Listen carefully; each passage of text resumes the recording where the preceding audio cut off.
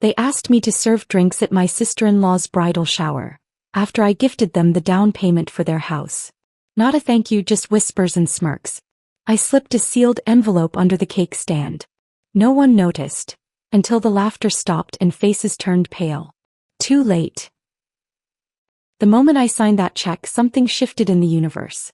I didn't feel it then, not when I was floating on the high of generosity, my pen gliding across paper as I drafted away $25,000 of my savings.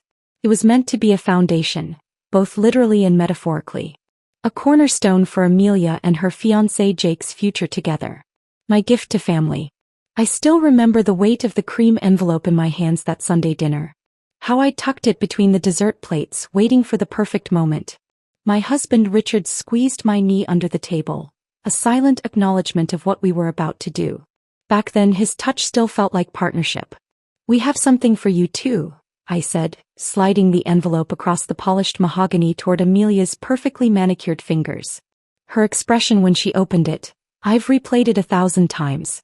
The widening eyes, the hand that flew to her mouth, the theatrical gasp that seemed practiced rather than genuine.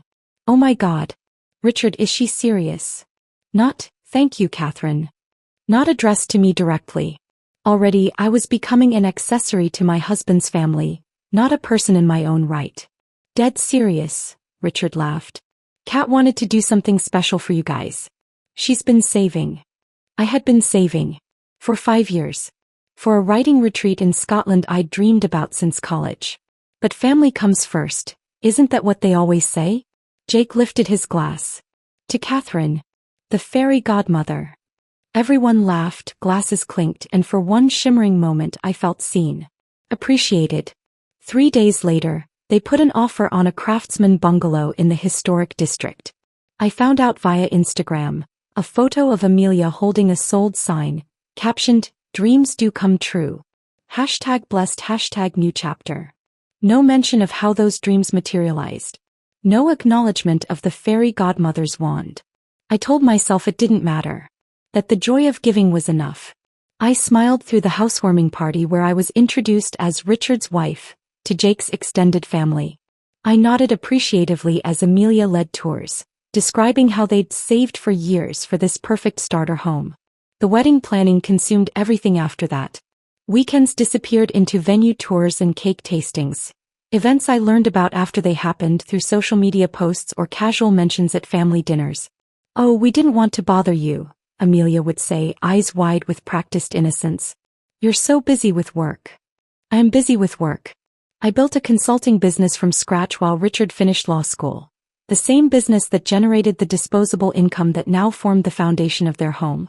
The first direct message I received from Amelia in weeks was a group text to the bridal squad. Her mother, sisters, and 3 college friends. And me somehow included as an afterthought. "Ladies, bridal shower details finalized. Sunday, May 17th, 1 to 4 p.m. at Mother's house. Catherine, would you mind helping with drinks and cleanup? We need someone reliable to keep things running smoothly." I stared at my phone for so long the screen went dark. When I brought it up to Richard that night, his response cut deeper than the request itself. "Just do it, Kat. Don't cause drama.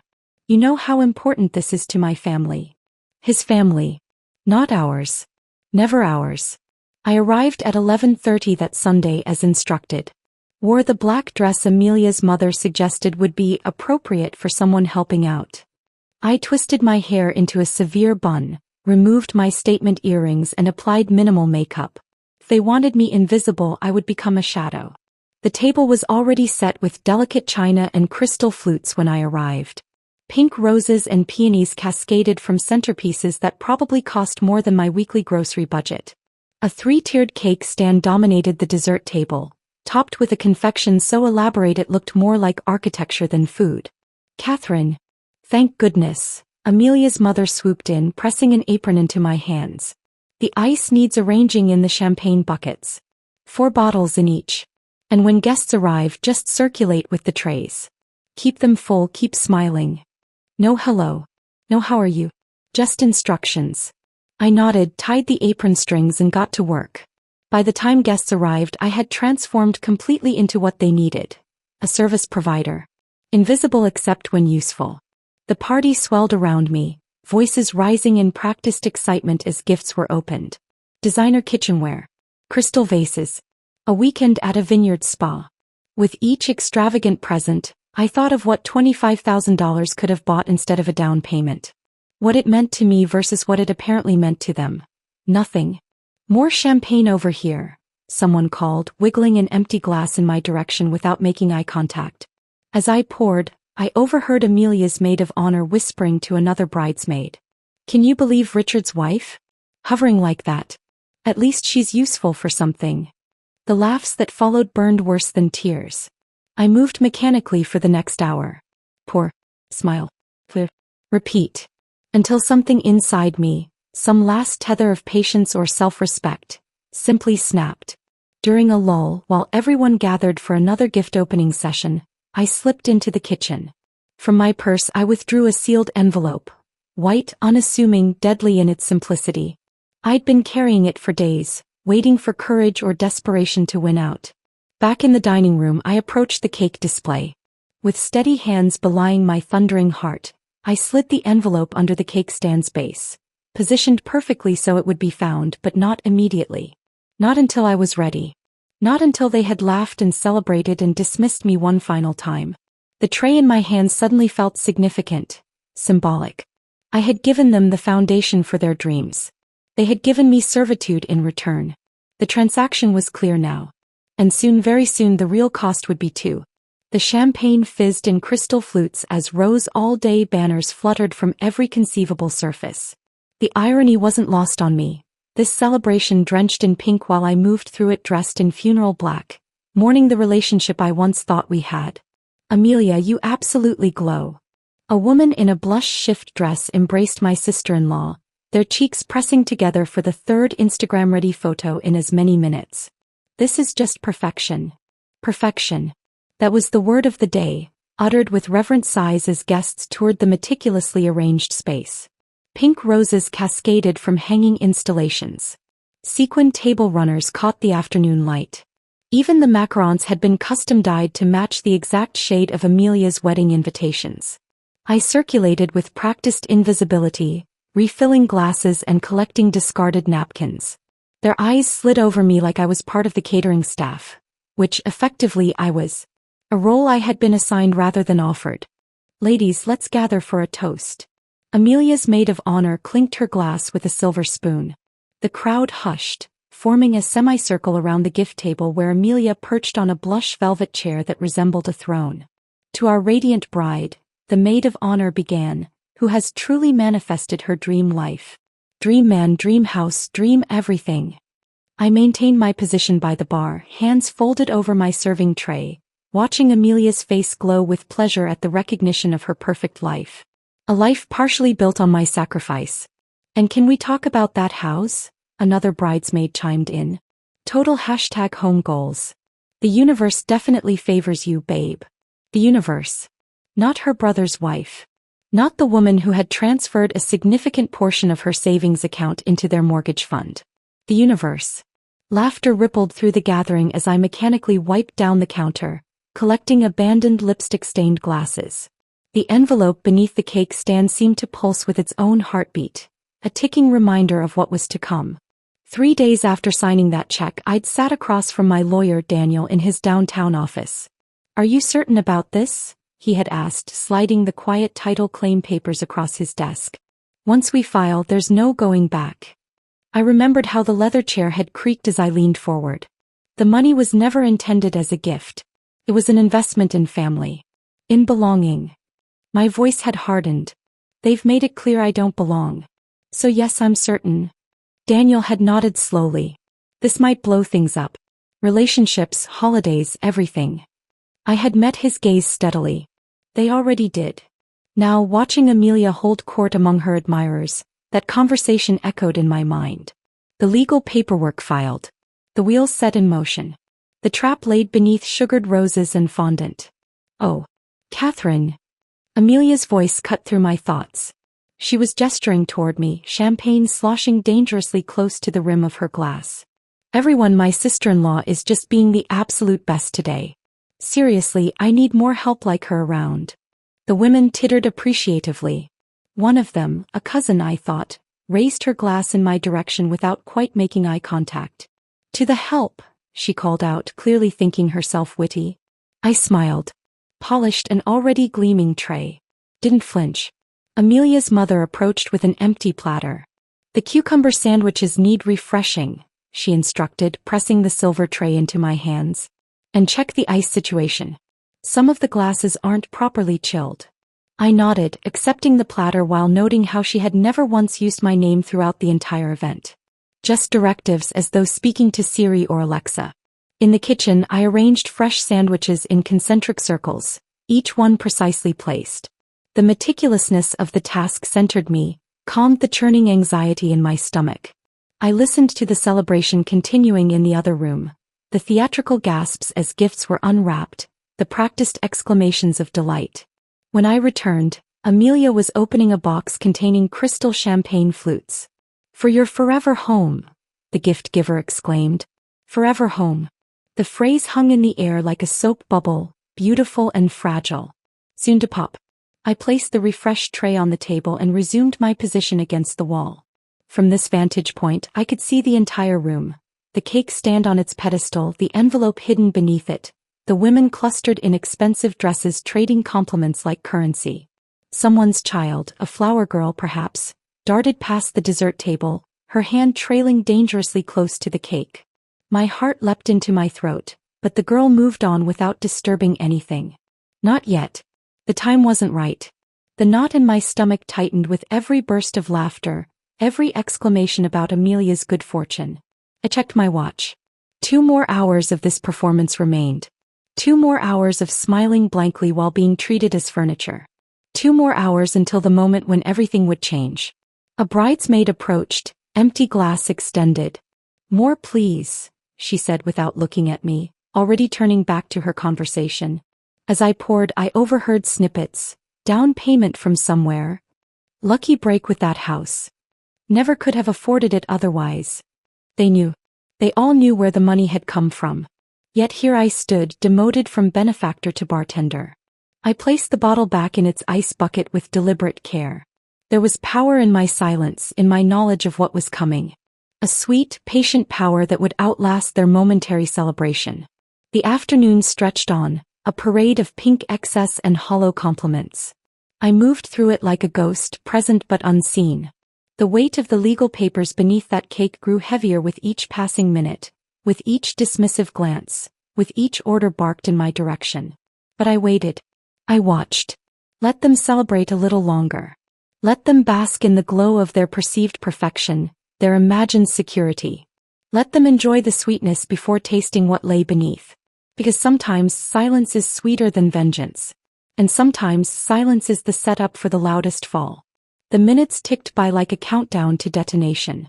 Gift after gift was unwrapped, each one accompanied by theatrical gasps and practiced gratitude.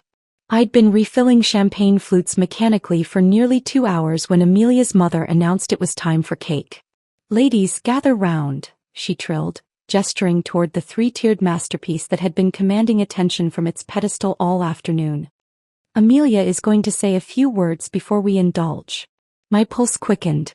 This was it, the moment everything would change. I steadied my breathing, gripping my serving tray a little tighter as the women arranged themselves in a semicircle around the dessert table. Amelia glided to her position beside the cake, champagne flute raised, lips curved in that camera-ready smile she'd perfected over years of being the family favorite. She looked like a magazine cover, blush dress hugging her figure, hair cascading in artful waves, diamond engagement ring catching the light with every gesture. "I just want to thank everyone for making today so special," she began, voice pitched to that emotional frequency that signaled tears might be imminent. "When I think about this journey toward marriage, I'm overwhelmed by how blessed I am." A chorus of affirmative murmurs rippled through the audience. I remained still, watching her perform gratitude with Oscar-worthy precision. "My amazing family has supported me every step of the way," Amelia continued, turning slightly to lock eyes with my husband, who stood among the few male attendees near the kitchen entrance. She winked at him, an intimate gesture between siblings that somehow felt like another exclusion. Not once did her gaze travel to me, the shadow in black hovering at the room's periphery. To my wonderful bridesmaids, my incredible mother, and everyone who's made this house a home, you are my everything. This house. The one built on my sacrifice. The one she was about to learn wasn't actually hers. What happened next seemed orchestrated by fate itself. Amelia's cousin Diane, always slightly clumsy after a few drinks, leaned forward to adjust a lopsided napkin beside the cake stand. Her elbow bumped the pedestal, causing it to shift just enough. The white envelope, which had been waiting patiently beneath the stand's base, slipped free. It fluttered to the floor with unnatural grace, landing directly at Diane's feet like a deliberate messenger.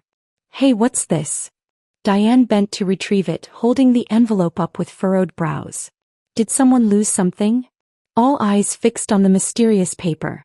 My heart hammered against my ribs with such force I was certain everyone could hear it. "It probably fell from one of the gifts," Amelia said, reaching for the envelope with casual interest. "Let me see." She took it without suspicion, her perfectly manicured fingers breaking the seal with careless efficiency. I watched her expression transform as she unfolded the document inside, confusion giving way to disbelief, then horror, then rage in rapid succession. The color drained from her face so quickly it was as though someone had pulled a plug. Her hand dropped to her side, the papers dangling from suddenly limp fingers. What is this?" she whispered, voice stripped of its earlier performance quality. A murmur rippled through the gathering. Confusion spread like ripples in still water. Someone asked what was wrong. Another guest stepped closer to peer at the papers. I placed my tray on the nearest table with deliberate calm and stepped forward into the circle for the first time that day. All eyes swiveled toward me, finally seeing me, really seeing me, perhaps for the first time. "It's paperwork," I said, my voice steadier than I'd anticipated. "A formal notice that the house isn't yours anymore." The silence that followed was absolute. Complete. As though the universe itself had paused to witness this moment of reckoning. I heard a glass shatter against tile. Someone had dropped their champagne in shock. The sound crystallized the moment, marking the exact second when their perfect celebration shattered. "You can't be serious," Amelia hissed, her composure cracking like thin ice. Her eyes darted to my husband, seeking rescue or explanation. "Deadly," I replied, the single word carrying the weight of months of accumulated hurt and dismissal. I turned to face Richard, whose expression had transformed into something between confusion and dawning horror. He took a step toward me, mouth opening to speak, but I cut him off before he could form words. "You told me to be quiet," I said, looking directly into his eyes. "To be useful. I was. Until now." With methodical precision, I untied the apron they'd handed me upon arrival. I folded it neatly, placed it atop my abandoned serving tray, and straightened my shoulders. "You all treated me like a servant," I continued, sweeping my gaze across the assembled faces, some confused, some embarrassed, some already calculating damage control. "But I was the one who built this castle. You just decorated it." Amelia's mother stepped forward, one hand extended as though to physically halt what was happening. "Catherine, this is hardly the time or place." "It's exactly the time and place," I interrupted. "When else would you actually be forced to see me?" My husband finally found his voice. "Cat, what have you done?" The betrayal in his tone struck me as almost comical, given circumstances. "I've protected my investment," I replied simply. "The $25,000 was never a gift. It was a personal investment in property.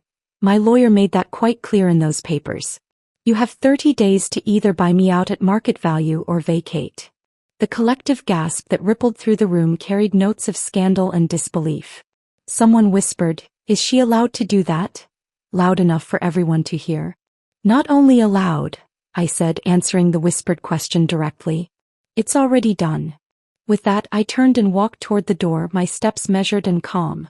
Behind me, chaos erupted like a dam breaking, voices rising in confusion and outrage, questions hurled like stones, Amelia's sobs cutting through the commotion.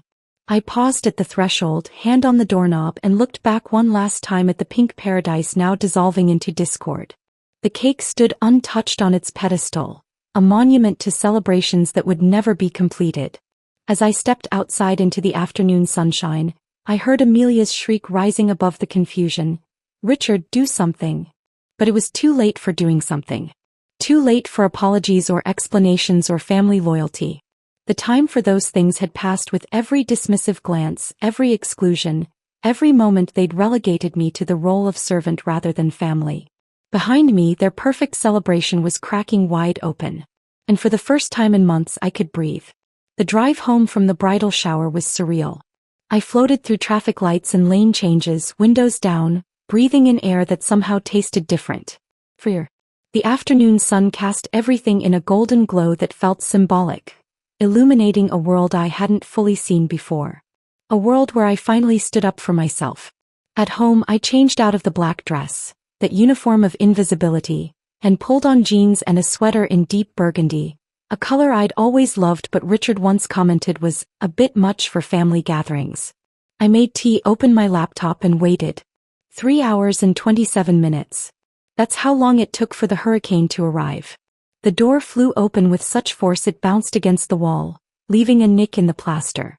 Richard stormed in, still wearing the blue button-down from the shower, though it was now untucked and wrinkled. His face was a storm front of rage and disbelief. "What the hell were you thinking?" he demanded, throwing his keys onto the counter with enough force to send them skidding into a vase. "You humiliated her in front of everyone. Her friends, her family, everyone." I sipped my tea, the ceramic warm against my palms. "Hello to you too. This isn't funny, Catherine. Do you have any idea what you've done? The shower is ruined. Amelia's been crying for hours. My mother had to take anxiety medication." "You made me invisible," I replied, setting down my mug with deliberate calm. "For months. Every single day." He paced the living room like a caged animal, running his hands through his hair until it stood up in agitated spikes. This was supposed to be her special day. Her one perfect celebration before the wedding. And you turned it into some kind of revenge plot. "Interesting," I observed, "how quickly you jumped to her defense. How deeply you feel her humiliation. Yet when I was reduced to serving trays and cleaning duties, you told me not to 'cause drama." "That's completely different and you know it," he exploded, slamming his palm against the wall. "This is about timing, Catherine. About appropriateness. About embarrassing our entire family in front of everyone they know." He ranted for nearly 10 minutes. About social appearances, about family reputation, about the financial implications of my legal maneuver. Not once, not a single time, did he utter the word respect. Not once did he acknowledge how I had been treated. His concern was entirely for them. For appearances, for comfort, for the status quo I had so rudely disrupted. When he finally paused for breath, chest heaving, I rose from the couch and walked calmly to my laptop. "I'd like to play something for you," I said, opening an audio file I'd been compiling for weeks. "This was recorded at your mother's birthday dinner last month." I pressed play. His sister's voice filled the room. "God, is Catherine wearing that same cardigan again? I swear she has the fashion sense of a librarian with a budget of $0. Laughter followed, including a chuckle I recognized as Richard's own. His mother, well, at least she's generous with her checkbook even if her wardrobe isn't. Amelia, voice dripping with condescension, the ultimate doormat with a checkbook. "Did you see how she offered to help with the floral arrangements after I told her the bridesmaid dresses were all assigned? Like, honey, you're not in the wedding party." More laughter. Richard's voice in the background, not defending me, but joining in with a comment about how I meant well. I stopped the recording. Richard stood frozen, color draining from his face. "Here's another," I said, pulling up text messages on my screen and turning it toward him. A group chat between his siblings, screenshots forwarded to me by his cousin's wife who'd been accidentally included and felt uncomfortable. "Amelia, she just Venmo'd me $300 for bridal shower expenses, without me even asking." His brother. "The Bank of Catherine strikes again. Amelia, she's not family, she's funding. Should we start calling her the First National Bank of Sister-in-Law?" Richard stared at the screen, then at me, then back at the screen. "Where did you get these?" he whispered. "Does it matter?" I countered. "What matters is that they exist. What matters is that this is how your family speaks about me when they think I can't hear." "Why didn't you tell me?" he asked, voice smaller now. "Because you already chose a side," I replied simply. "I just finally chose mine." I reached into the drawer of the side table and withdrew a cream-colored envelope, twin to the one that had disrupted the shower, though with different contents. I extended it toward him. "What's this?" he asked, not reaching for it. "Divorce papers," I said. "I've been your peacekeeper, your sponsor, your silence. I'm done." He took the envelope as though it might burn him. "Catherine, wait. We need to talk about this. We can fix things." I had no idea they were saying these things. "I can talk to them." "It's too late for talking," I interrupted, moving past him toward the bedroom. I pulled out the suitcase I'd already packed that morning before the shower, knowing exactly how this day would end. "What are you doing?" He followed me, panic rising in his voice. "You can't just leave." "I can," I corrected him, zipping the case closed. "And I am." "This is insane. Where will you even go?" "I booked a room at the Parkview. After that, I'm looking at apartments closer to my office." I checked my watch. "My Uber will be here in 5 minutes. Catherine, please." His voice cracked. "We can work this out. I'll make them apologize. I'll make them respect you." I turned to face him fully. "You can't make someone respect you, Richard. Either they do or they don't. Your family made their choice. You made yours when you stood still while they erased me, piece by piece." I lifted my suitcase from the bed. "So now, I'm removing myself completely." "You're destroying everything," he whispered. "Our marriage. Amelia's wedding. The house they've been living in for months. How can you be so cold?" I paused at the bedroom door and met his gaze. "I'm not cold. I'm finally warm again. There's a difference." My phone buzzed, the Uber arriving downstairs. I rolled my suitcase toward the front door, collected my purse and laptop. Richard followed, still clutching the divorce papers, looking lost in his own home. "Catherine," he tried one last time. "What am I supposed to tell everyone?" "The truth," I suggested. "Though I doubt you'll recognize it anymore." I didn't cry as I left. I didn't scream or slam doors. I simply walked out with my spine straighter than it had been in years, with a certainty in my step that had long been missing. The elevator doors closed on the image of my husband standing in our doorway, looking suddenly small and confused. A man confronted with consequences he never anticipated because he'd never bothered to see the damage being done. As I settled into the backseat of the waiting car, I felt something unexpected. Not satisfaction or vindication or even anger. Just a profound sense of lightness, as though I'd set down a burden I'd been carrying for so long I'd forgotten what it felt like to stand unencumbered. This wasn't revenge. It was release. The Parkview Hotel became my sanctuary for exactly 7 days. 7 days of room service breakfasts, of working remotely from a desk overlooking the city park, of sleeping diagonally across a king-sized bed that belonged only to me. 7 days during which my phone vibrated so incessantly I finally silenced all notifications except those from clients and my lawyer. The first call came barely an hour after I checked in. Richard, his voice a strange mixture of anger and pleading. "You need to come home. We need to talk about this like adults." I let it go to voicemail. The second call came at 11:43 that night. Amelia, words slurring slightly, oscillating between tearful apologies and vicious accusations. "You've ruined everything. How could you do this to family? We never meant to hurt you." By morning there were 17 missed calls and 32 text messages. By the end of day 2, those numbers had nearly tripled. Richard's mother left voicemails that started with stiff formality. "Catherine, this is Margaret. I think we need to discuss this situation." And devolved into barely contained fury. "You vindictive little gold digger. After everything we've done for you." Amelia's fiancé Jake called exactly once. His message was unexpectedly sincere. I had no idea what was happening. "I'm sorry you were treated that way. But please, this is our home." I forwarded every contact attempt to Daniel, my lawyer, who responded to each with the same clinical precision. "The documents are binding. The gift has been legally revoked. All further communications should be directed to this office." On day 3 the threats began. "We'll sue you for every penny. You'll never work in this city again. Everyone will know what kind of person you really are." On day 4 the tone shifted to desperate negotiation. Amelia texted, "We can work something out. Monthly payments? Interest? Please just talk to us." By day 5 the sympathy card emerged. Amelia called sobbing, "We don't have anywhere else to go. You're making us homeless.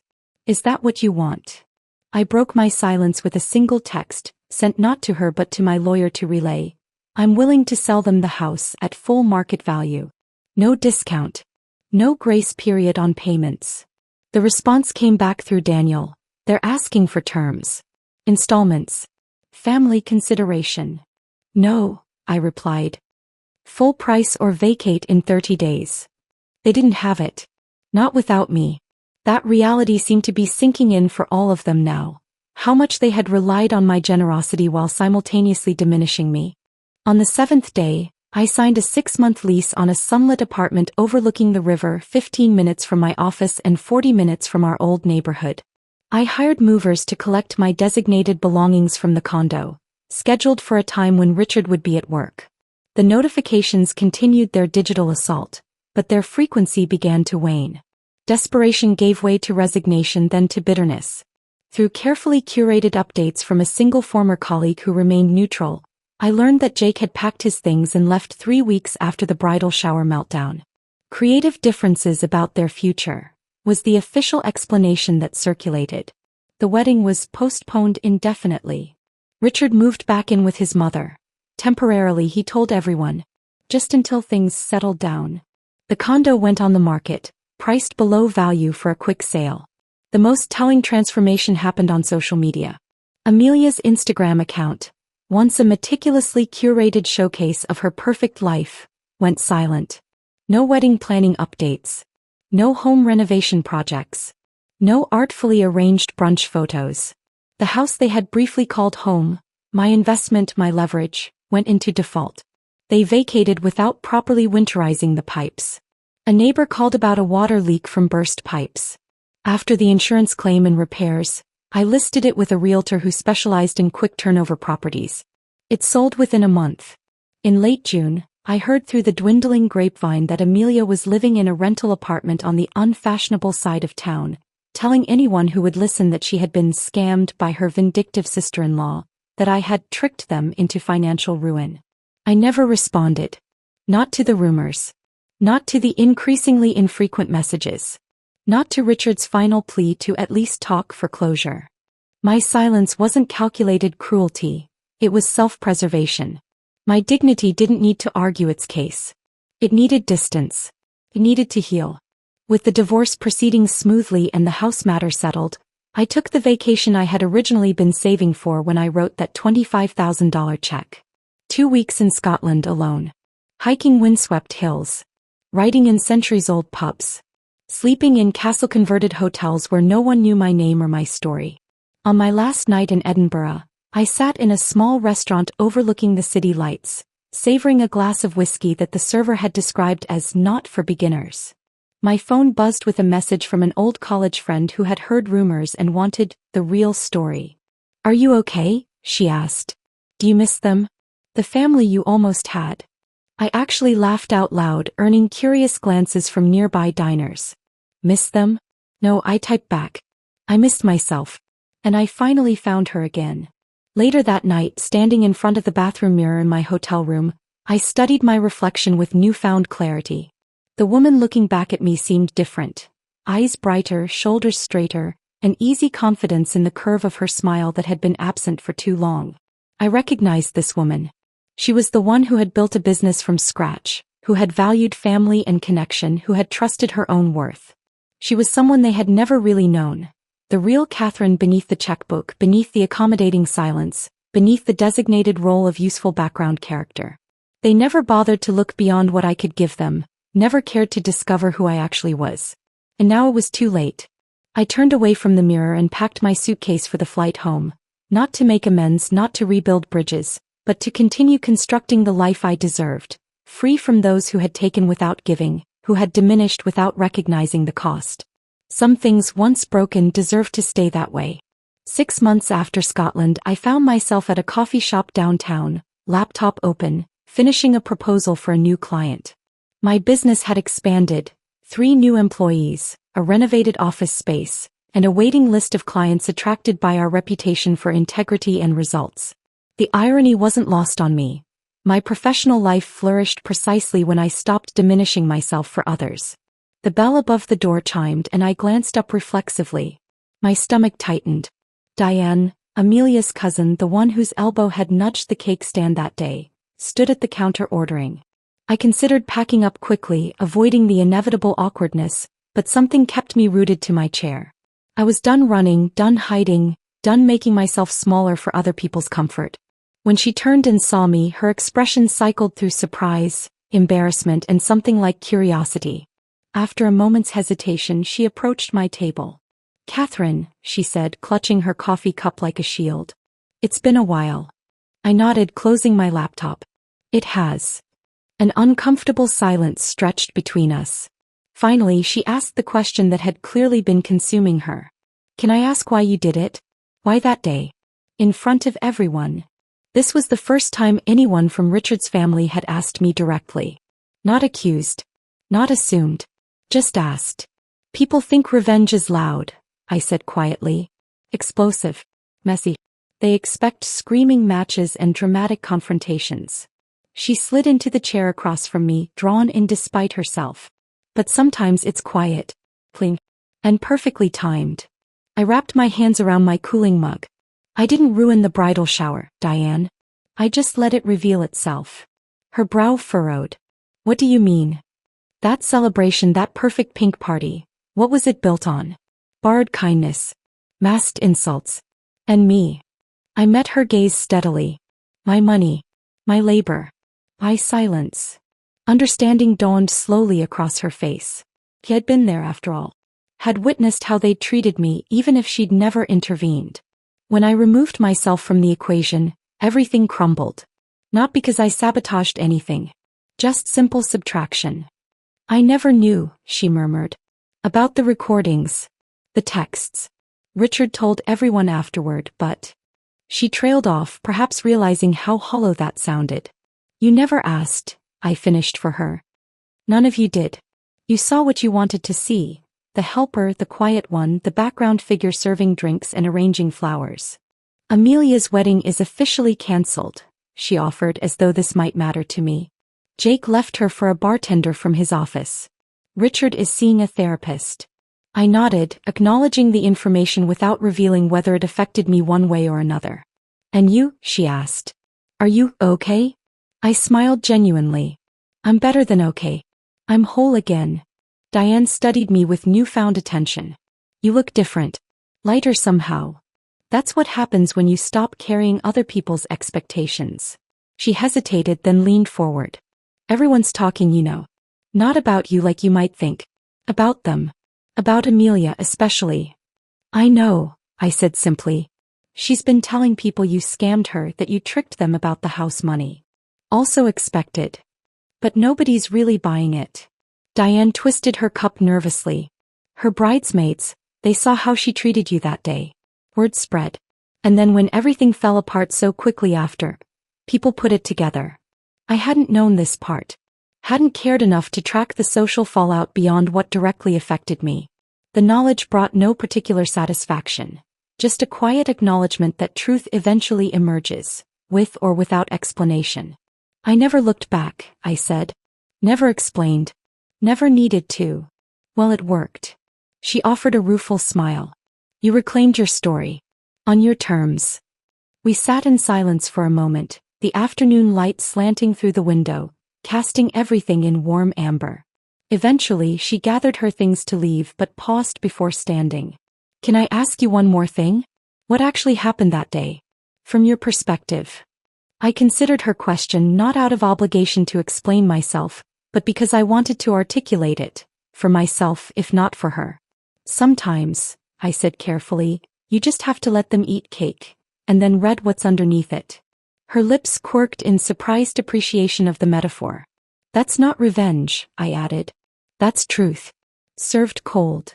After Diane left, I remained at the table watching pedestrians stream past the window. Lives intersecting briefly, then continuing on their separate paths. Like mine had with Richard's family. 2 weeks later, I received a handwritten note in the mail. Not from Diane, but surprisingly from Margaret, Richard's mother. Just 3 lines. "I was wrong about you. I'm sorry for what we did.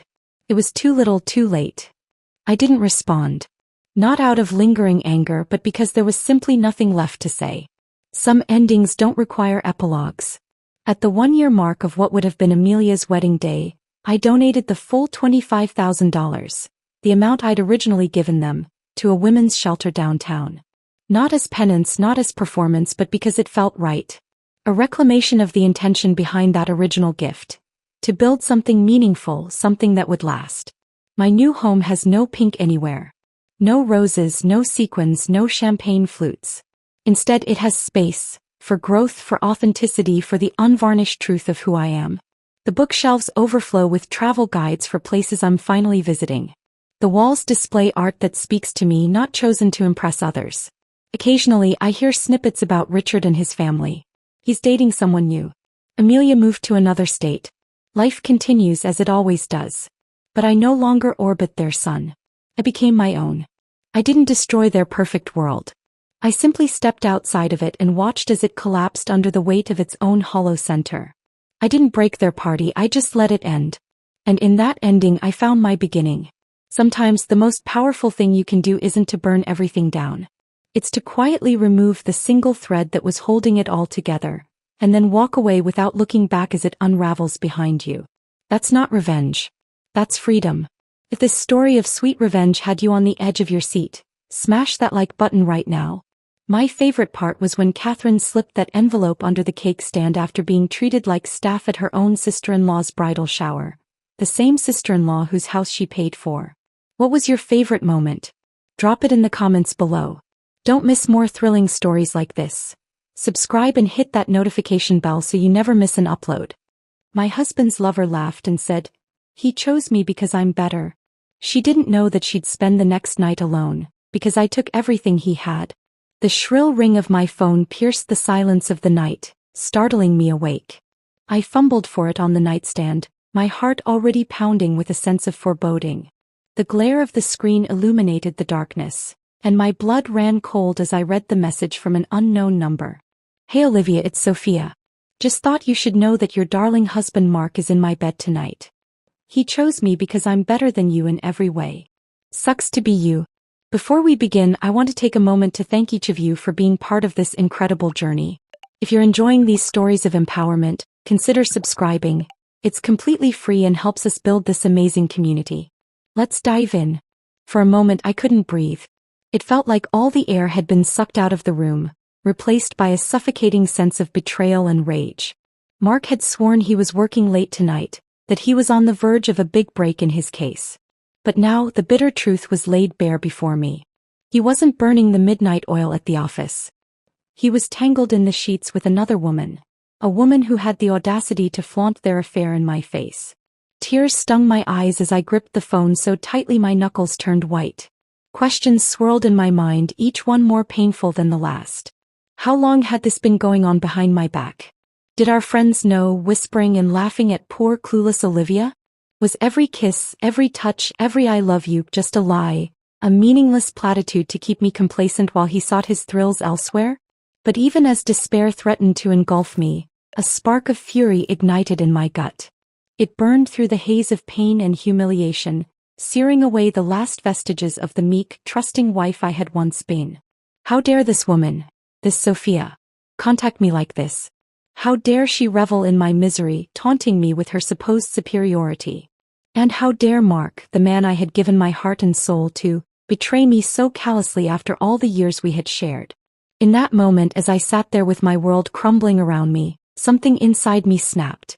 The hurt and disbelief hardened into a cold, unyielding resolve. I refused to be a victim, to slink away licking my wounds while they carried on without a care. No, I would make them pay for every ounce of pain they had inflicted upon me. I would show them the true meaning of consequences. My fingers flew across the screen as I typed out my response. "Enjoy it while it lasts, Sophia. After tonight you'll be spending plenty of nights alone. Because I'm going to take everything from him and there'll be nothing left for you." I hit send with a grim sense of satisfaction, imagining the smug smirk fading from her lips as she read my words. They had no idea who they were dealing with, no inkling of the depths I was willing to sink to in the name of retribution. I tossed the phone aside and swung my legs over the edge of the bed, my mind already whirring with the beginnings of a plan. I would hire the most ruthless divorce attorney in the city, Someone who wouldn't flinch at the idea of leaving Mark with nothing but the clothes on his back. I would freeze our joint accounts and hide away every penny he thought was his. And as for Sophia, I would dig up every skeleton in her closet, every dirty secret she thought was buried. I would make sure her precious reputation was left in tatters, her name synonymous with scandal and shame. As I padded across the bedroom floor, the same floor where Mark and I had once danced on our wedding night, drunk on love and promise, a chilling calmness settled over me. The woman I had been, the woman who had believed in the fairy tale of happily ever after, was gone. In her place stood someone harder, colder, more calculating. Someone who wouldn't rest until she had taken back everything they had stolen from her. I flicked on the light and caught sight of my reflection in the mirror. My eyes were red-rimmed and puffy, but there was a steely glint in them that had never been there before. I almost didn't recognize the woman staring back at me. But perhaps that was for the best. The old Olivia was too soft, too naive to do what needed to be done. I drew in a deep, steadying breath and squared my shoulders. There was no turning back now. Mark and Sophia had started this war, but I would be the one to finish it. And when the dust settled, they would learn the hard way that no one, absolutely no one, crossed Olivia Martinez and came out unscathed. With a final nod at my reflection, I strode out of the bedroom, ready to set my plan in motion. They wanted to play dirty? Well, they had no idea just how filthy I could get. And by the time I was through with them, they would rue the day they ever dared to underestimate me. The first rays of dawn were just beginning to peek through the curtains as I sat at the kitchen table, a steaming mug of coffee clutched between my hands. I hadn't slept a wink since Sophia's text had shattered my world, my mind too consumed with the details of my plan for revenge. I knew I couldn't confront Mark and Sophia with nothing but my own suspicions and hurt feelings. I needed concrete proof of their affair, something undeniable that I could use to destroy them both. And for that I needed help. I reached for my phone and scrolled through my contacts until I found the name I was looking for. Jack Reeves, private investigator. I had met Jack years ago when he had helped a friend of mine through a nasty divorce. He was known for his discretion, his thoroughness, and his willingness to bend the rules when necessary. I took a deep breath and hit the call button. Jack picked up on the second ring, his gruff voice already alert despite the early hour. Reeves Investigations. How can I help you? Jack, it's Olivia Martinez. I need your help. There was a pause on the other end of the line. Olivia? Mark's wife? What's going on? I swallowed hard, the words sticking in my throat. Mark's cheating on me, Jack. With some woman named Sophia. I need you to find out everything you can about their affair. I need proof. Jack let out a low whistle. Damn, Olivia. I'm sorry to hear that. Don't worry, I'll get to the bottom of it. Do you have any information on this Sophia? A last name, where she works, anything like that? I racked my brain trying to recall any details Mark might have mentioned in passing. I think her last name is Russo. And I'm pretty sure she works at the same law firm as Mark. That's all I know. That's a good start, Jack said. I'll start digging into her background, see what I can find. In the meantime, I'll have one of my guys tail Mark, see if he can catch them in the act. We'll get the evidence you need, Olivia. I promise. I felt a flicker of hope at Jack's reassurance. Thank you, Jack. I appreciate it more than you know. Hey, that's what I'm here for. We'll make that bastard pay for what he's done. You just sit tight and let me handle it. I ended the call, feeling a sense of grim satisfaction. With Jack on the case, it was only a matter of time before I had the ammunition I needed to blow Mark and Sophia's affair wide open. But I couldn't just sit back and wait for Jack to work his magic. I had my own digging to do. I needed to know everything about Sophia Russo, every dirty little secret she had ever tried to hide. I powered up my laptop and began my search, my fingertips flying over the keys. Social media profiles, online records, even the depths of the dark web. No stone would be left unturned. If there was a skeleton in Sophia's closet, I would find it. Hours passed as I lost myself in the hunt, the outside world fading away until there was nothing but the glow of the screen and the thrum of my own heartbeat in my ears. Piece by piece, a picture began to emerge of the woman who had stolen my husband. On the surface, Sophia seemed like the perfect woman. Beautiful, accomplished, well-respected in her field. But as I delved deeper, cracks began to show in that flawless facade. There were whispers of an affair with a married partner at her previous law firm, rumors of shady deals and cutthroat tactics to get ahead. It seemed Sophia Russo was no stranger to playing dirty to get what she wanted. A slow smile spread across my face as I leaned back in my chair, the pieces of the puzzle falling into place. Sophia had no idea who she was messing with. She thought she could swoop in and steal my life without consequence. But she had underestimated me. And that would be her downfall. I glanced at the clock, realizing with a start that it was already late afternoon. I had been so consumed with my investigation that the hours had flown by unnoticed. But I couldn't afford to waste any more time. I had to move on to the next phase of my plan. I reached for my phone once more, scrolling through my contacts until I found the name I was looking for. Emma Novak, my best friend since childhood and the one person I knew I could trust with my darkest secrets. I hit the call button and waited, my heart hammering in my chest. Emma picked up on the first ring, her voice warm and familiar. "Liv, I was just thinking about you. How are you doing?" I took a deep breath, steeling myself for the conversation to come. "I need your help. Mark's been cheating on me and I'm going to make him and his mistress pay. But I can't do it alone." There was a moment of stunned silence on the other end of the line. Then, in a voice laced with equal parts shock and fury, Emma spoke. "That son of a bitch. I always knew there was something off about him. What do you need me to do, Liv? I'm here for you no matter what." I felt a rush of gratitude at Emma's unwavering support. With her by my side and Jack on the case, I knew I could face whatever lay ahead. "Meet me at our usual spot in an hour," I said. "We have a lot to discuss." As I ended the call and grabbed my keys, I felt a sense of purpose settle over me. The pieces were falling into place, the players assembling on the board. And when the time was right, I would strike with a vengeance that would leave Mark and Sophia reeling. They had no idea what was coming for them, but they would soon learn the price of betrayal. And I would be the one to teach them that lesson no matter the cost. The cafe was bustling with the lunchtime crowd as I slid into the booth across from Emma. She was already waiting for me, her eyes wide with concern and a steaming latte cradled between her hands. "Okay, spill," she said without preamble. "Tell me everything." I took a deep breath and let the whole sordid story pour out. The late nights, the distant behavior, and finally the gloating text from Sophia that had shattered my world. Emma listened in growing horror, her face a mask of shock and fury. "That bastard," she hissed when I had finished. "And that Sophia sounds like a real piece of work. What are you going to do, Liv?" I leaned forward, my voice low and intense. "I'm going to make them pay him. I've already hired a private investigator to dig up dirt on their affair. But I need more than just evidence. I need to hit them where it hurts." Emma nodded slowly, her brow furrowed in thought. "You need to protect yourself first, Liv. Have you thought about talking to a lawyer?" I shook my head. "Not yet. But I know I need to. I can't let Mark blindside me with a divorce filing. I need to be one step ahead." "I might know someone who can help," Emma said slowly. "My cousin Audrey is a divorce attorney in the city. She's a real shark in the courtroom. If anyone can make sure you come out on top, it's her." I felt a flicker of hope at Emma's words. "Can you set up a meeting? I need to talk to her as soon as possible." "Consider it done," Emma said, already pulling out her phone. "I'll text you her information as soon as I have it."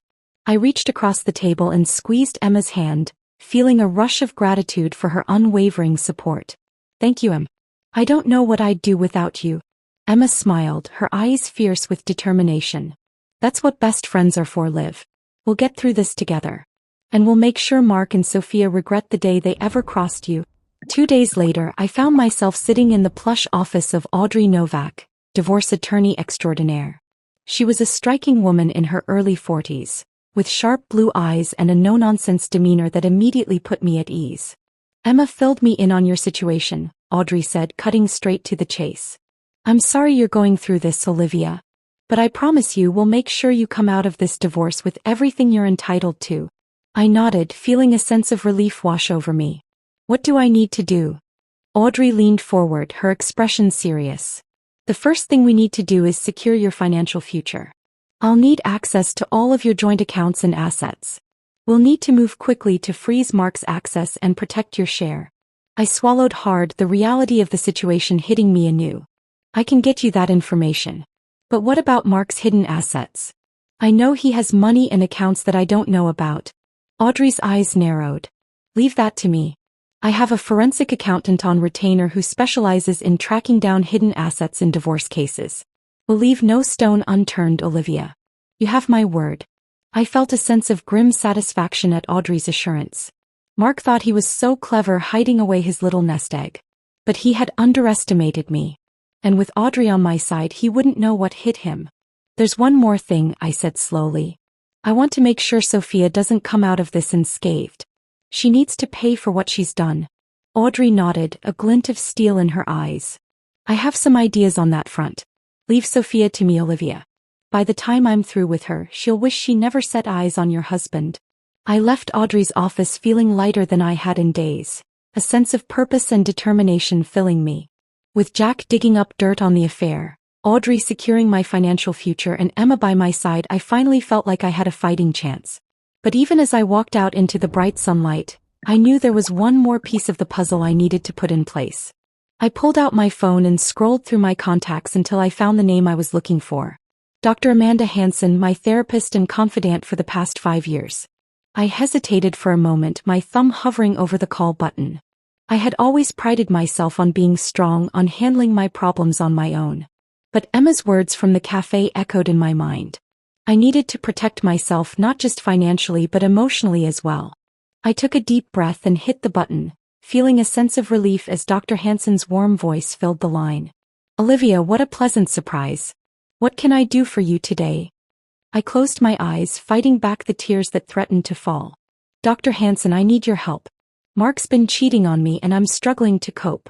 I need to talk to someone before I do something I regret. There was a moment of silence on the other end of the line. Then, in a voice filled with compassion and understanding, Dr. Hansen spoke. I'm so sorry, Olivia. Of course I'm here for you. Why don't you come in tomorrow morning and we can talk through everything? We'll come up with a plan to help you process your emotions in a healthy way. I felt a rush of gratitude at Dr. Hansen's words. Thank you, Dr. Hansen. I'll see you tomorrow.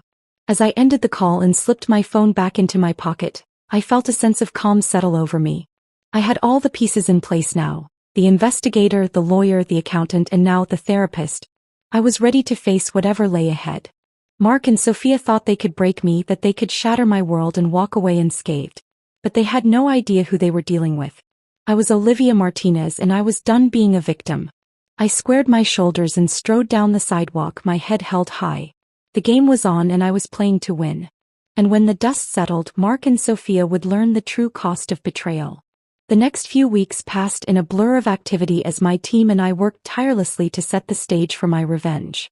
Jack's investigation was yielding fruit, providing me with a wealth of evidence of Mark and Sophia's affair.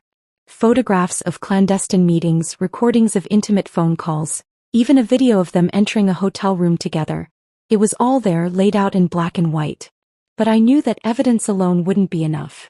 I needed to catch them in the act, to confront them with their betrayal in a way that left no room for doubt or denial. And for that I needed to set a trap. I pored over the evidence Jack had gathered, looking for patterns, for any hint of where and when they might meet next. And then I found it.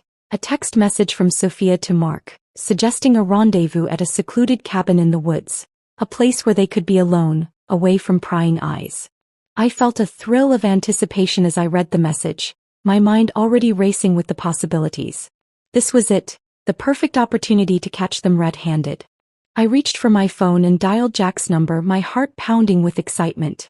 He picked up on the first ring, his voice gruff and businesslike. Reeves. Jack, it's Olivia. I found something. A text message from Sophia mentioning a cabin in the woods. I think that's where they're planning to meet next. I could hear the smile in Jack's voice as he replied. Good work, Olivia.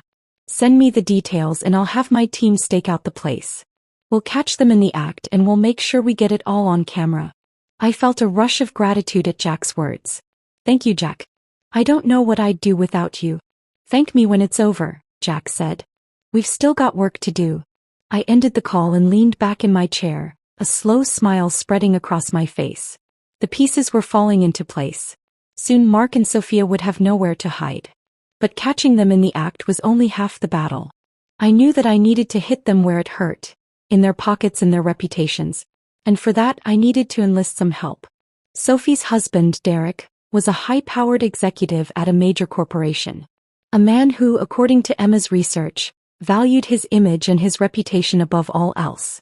I arranged to meet Derek for coffee at an upscale cafe downtown. I watched as he walked in, tall and handsome in a tailored suit, his eyes scanning the room with a predatory gleam. I stood to greet him, plastering a smile on my face. "Derek, thank you for meeting with me." He shook my hand, his grip firm and confident. "I have to admit, I was intrigued by your message, Olivia. What's this all about?" I leaned forward, my voice low and conspiratorial. "It's about your wife, Derek. I have reason to believe she hasn't been faithful to you." I watched as Derek's face darkened, his jaw clenching with barely suppressed rage. "What are you talking about?" I slid a folder across the table, watching as he flipped it open to reveal the photographs of Sophia and Mark, caught in intimate embraces. "She's been having an affair with my husband, Derek. For months now." Derek's hands shook as he flipped through the photographs, his face a mask of shock and betrayal. "I can't believe it. That lying bitch." I reached across the table and laid a hand on his arm, my voice soft and sympathetic. "I know how you feel, Derek. Betrayed. Humiliated. But we can make them pay for what they've done." Derek's eyes snapped up to meet mine, a glint of steel in their depths. "What do you have in mind?" I smiled, feeling a thrill of satisfaction at the anger and determination in his voice. "Meet me at this address tomorrow night," I said, sliding a piece of paper across the table. "And bring your camera. We're going to catch them in the act." The cabin was dark and quiet as I crept through the trees, my heart pounding in my chest. Beside me, Derek and Jack moved with the stealth and precision of trained professionals, their cameras at the ready. We had been watching the cabin for hours, waiting for the right moment to strike. And then, just as the sun began to set, we saw them, Mark and Sophia, stumbling out of a car, their hands all over each other as they made their way up the steps and into the cabin. I felt a rush of adrenaline as we moved closer, our cameras trained on the windows. And then we saw it. Mark and Sophia tangled together on the bed, lost in the throes of passion. I watched as Derek's face contorted with rage, his hands shaking as he snapped picture after picture. Beside him, Jack's expression was one of grim satisfaction as he captured every moment of their betrayal on film. And then, just as they reached the peak of their passion, we burst through the door, cameras flashing, voices raised in accusation. I watched as Mark and Sophia scrambled to cover themselves, their faces pale with shock and fear. And then I stepped forward, my voice cold and hard. Well. What do we have here?" Mark's mouth fell open, his eyes wide with horror as he stared at me. "Olivia? What are you doing here?" I smiled, feeling a sense of triumph wash over me. "I think the question is, Mark, what are you doing here?" "With her." Sophia clutched the sheets to her chest, her eyes darting frantically between me and Derek. "Derek? Oh God, I can explain." But Derek's face was a mask of fury as he advanced on her, his camera still trained on her face. "Save it, you lying bitch. I've seen enough." I watched as Mark and Sophia crumbled under the weight of our accusations, their excuses and explanations falling on deaf ears. And as we walked out of that cabin, the evidence of their betrayal captured on film, I felt a sense of satisfaction wash over me. They had thought they could break me, that they could shatter my world and walk away unscathed. But they had underestimated me. And now they would pay the price for their betrayal. The trap had been set. And Mark and Sophia had walked right into it. Now all that was left was to watch as their world came crashing down around them, just as mine had done. They wanted to play dirty, I thought to myself as I walked out into the night, a smile on my face. Well, they had no idea what they had unleashed. And by the time this game was over, there would be no doubt about who had emerged victorious. The silence in the room was deafening as Mark and Sophia sat across from me, their faces pale and drawn. Derek stood beside me, his arms crossed and his eyes hard as he glared at his wife. I placed the folder of evidence on the table between us, watching as Mark's eyes widened in recognition. "I think you know what this is," I said, my voice cold and steady. Mark swallowed hard, his Adam's apple bobbing in his throat. "Olivia, I can explain." I held up a hand, cutting him off mid-sentence. "Save it, Mark. I've heard enough of your lies to last a lifetime." I turned to Sophia, my eyes narrowing as I took in the fear and guilt etched across her face. "And you thought you could just waltz into my life, steal my husband and get away with it? You thought you were better than me?" Sophia shook her head frantically, tears streaming down her face. "No, Olivia, it's not like that. I never meant to hurt you. I laughed, the sound harsh and bitter in the quiet room. Well, you did. You both did. And now you're going to pay the price. I reached into my bag and pulled out a stack of papers, tossing them onto the table. Divorce papers, Mark. I've already filed. And thanks to my lawyer, I'm taking everything. The house, the car, the bank accounts. Everything you thought was yours. Mark's face drained of color as he stared at the papers, his hands trembling as he reached for them. Olivia, please. Don't do this. We can work it out.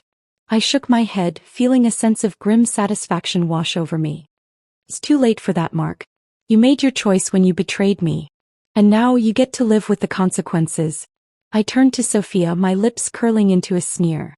And as for you, I've already spoken to your boss.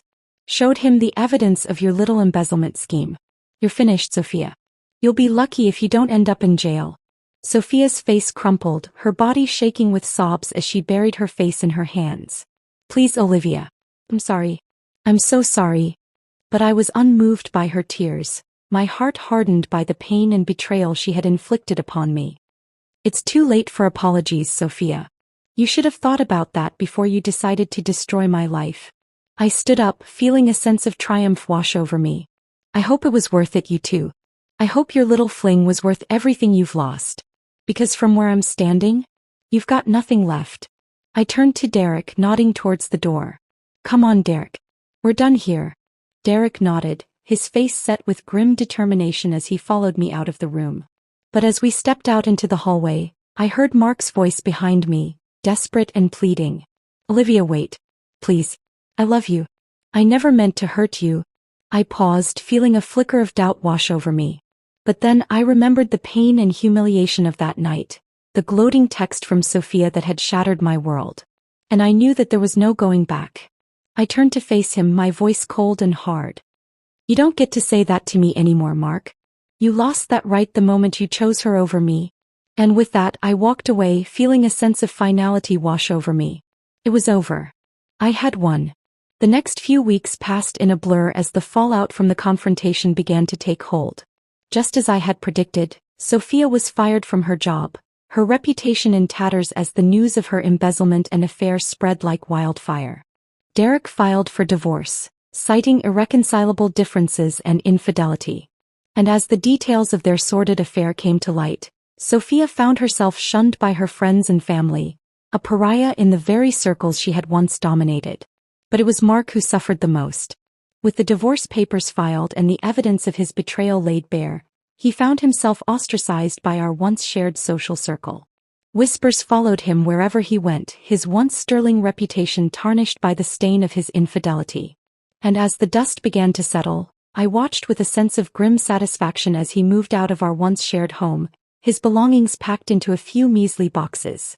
The house that we had once filled with love and laughter now stood empty and hollow, a testament to the life we had once shared. But even as I reveled in my victory, I couldn't shake the sense of unease that had begun to creep over me. In my quest for revenge, I had become someone I barely recognized. Someone cold and calculating, willing to go to any lengths to make those who had wronged me pay. And as I lay awake at night, staring at the empty space beside me where Mark had once slept, I couldn't help but wonder if it had all been worth it. If the price of my vengeance hadn't been too high. But then I would remember the pain and humiliation of that night, the gloating text from Sophia that had shattered my world. And I would feel a renewed sense of purpose wash over me. They had brought this upon themselves, I told myself. They had chosen to betray me, to break the vows we had made before God and man. And now they were paying the price for their choices. But even as I tried to convince myself that I had done the right thing, I couldn't shake the sense of unease that had begun to take hold. The sense that, in my quest for revenge, I had lost something of myself along the way. And as I lay there in the darkness, staring at the ceiling and listening to the sounds of the empty house around me, I couldn't help but wonder what the future held. If the price of my vengeance hadn't been too high after all. But one thing was certain. Mark and Sophia had underestimated me.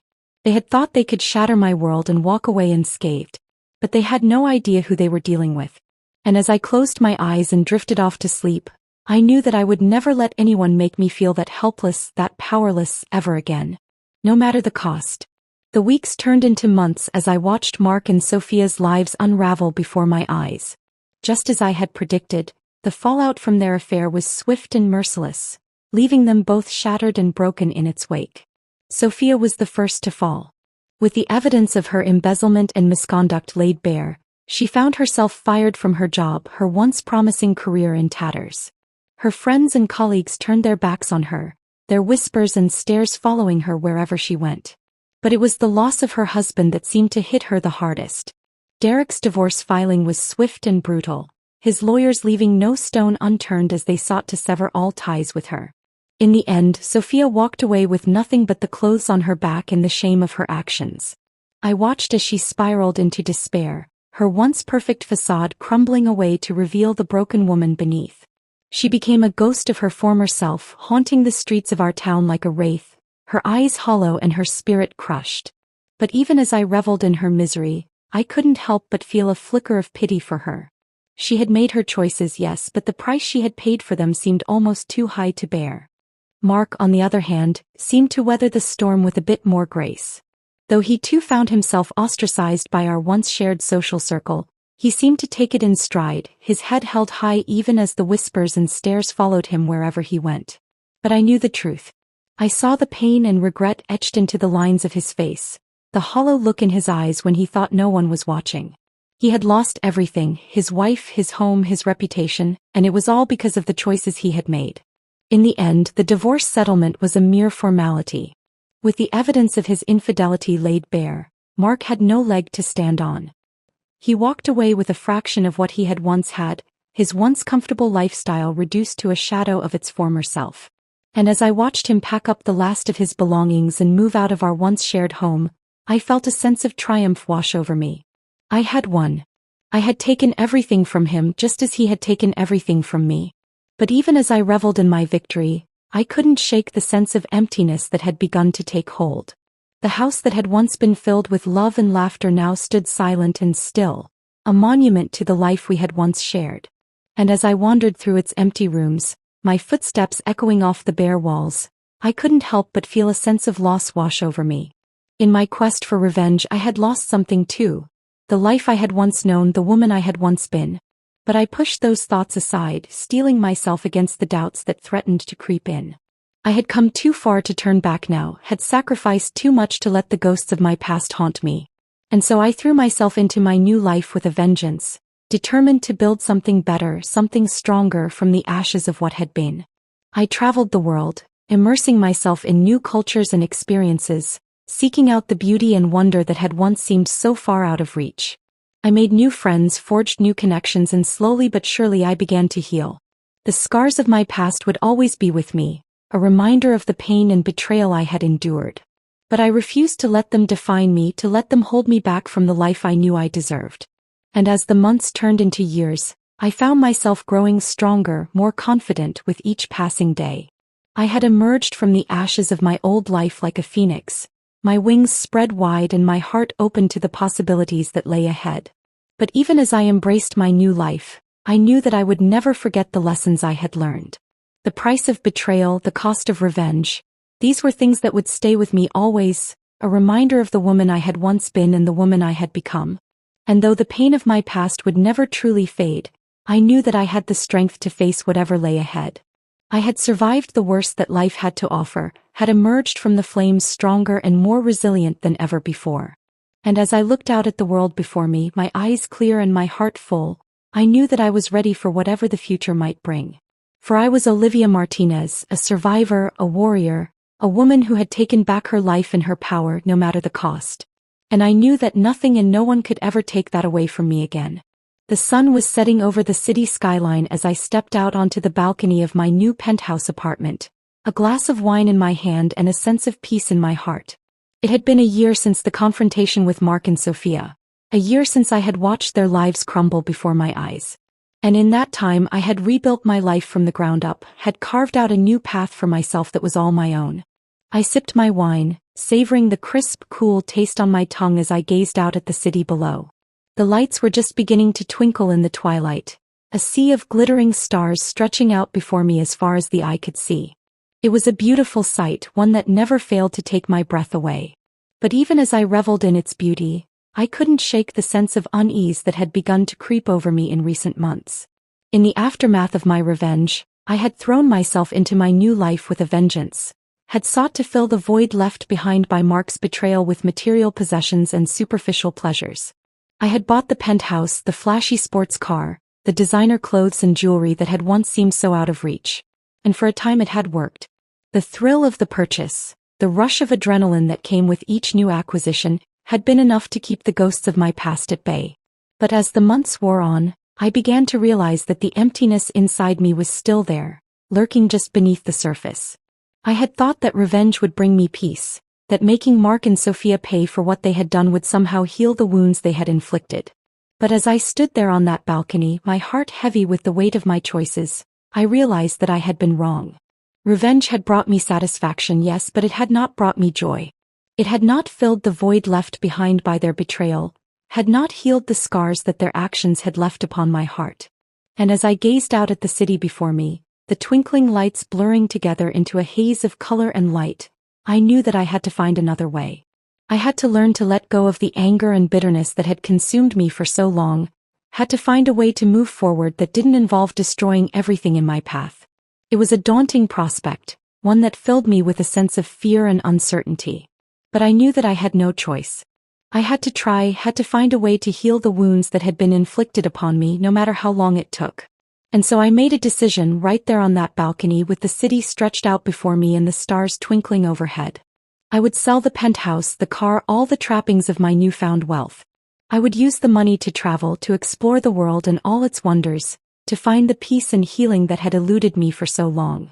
It was a risk, I knew, a leap of faith into the unknown.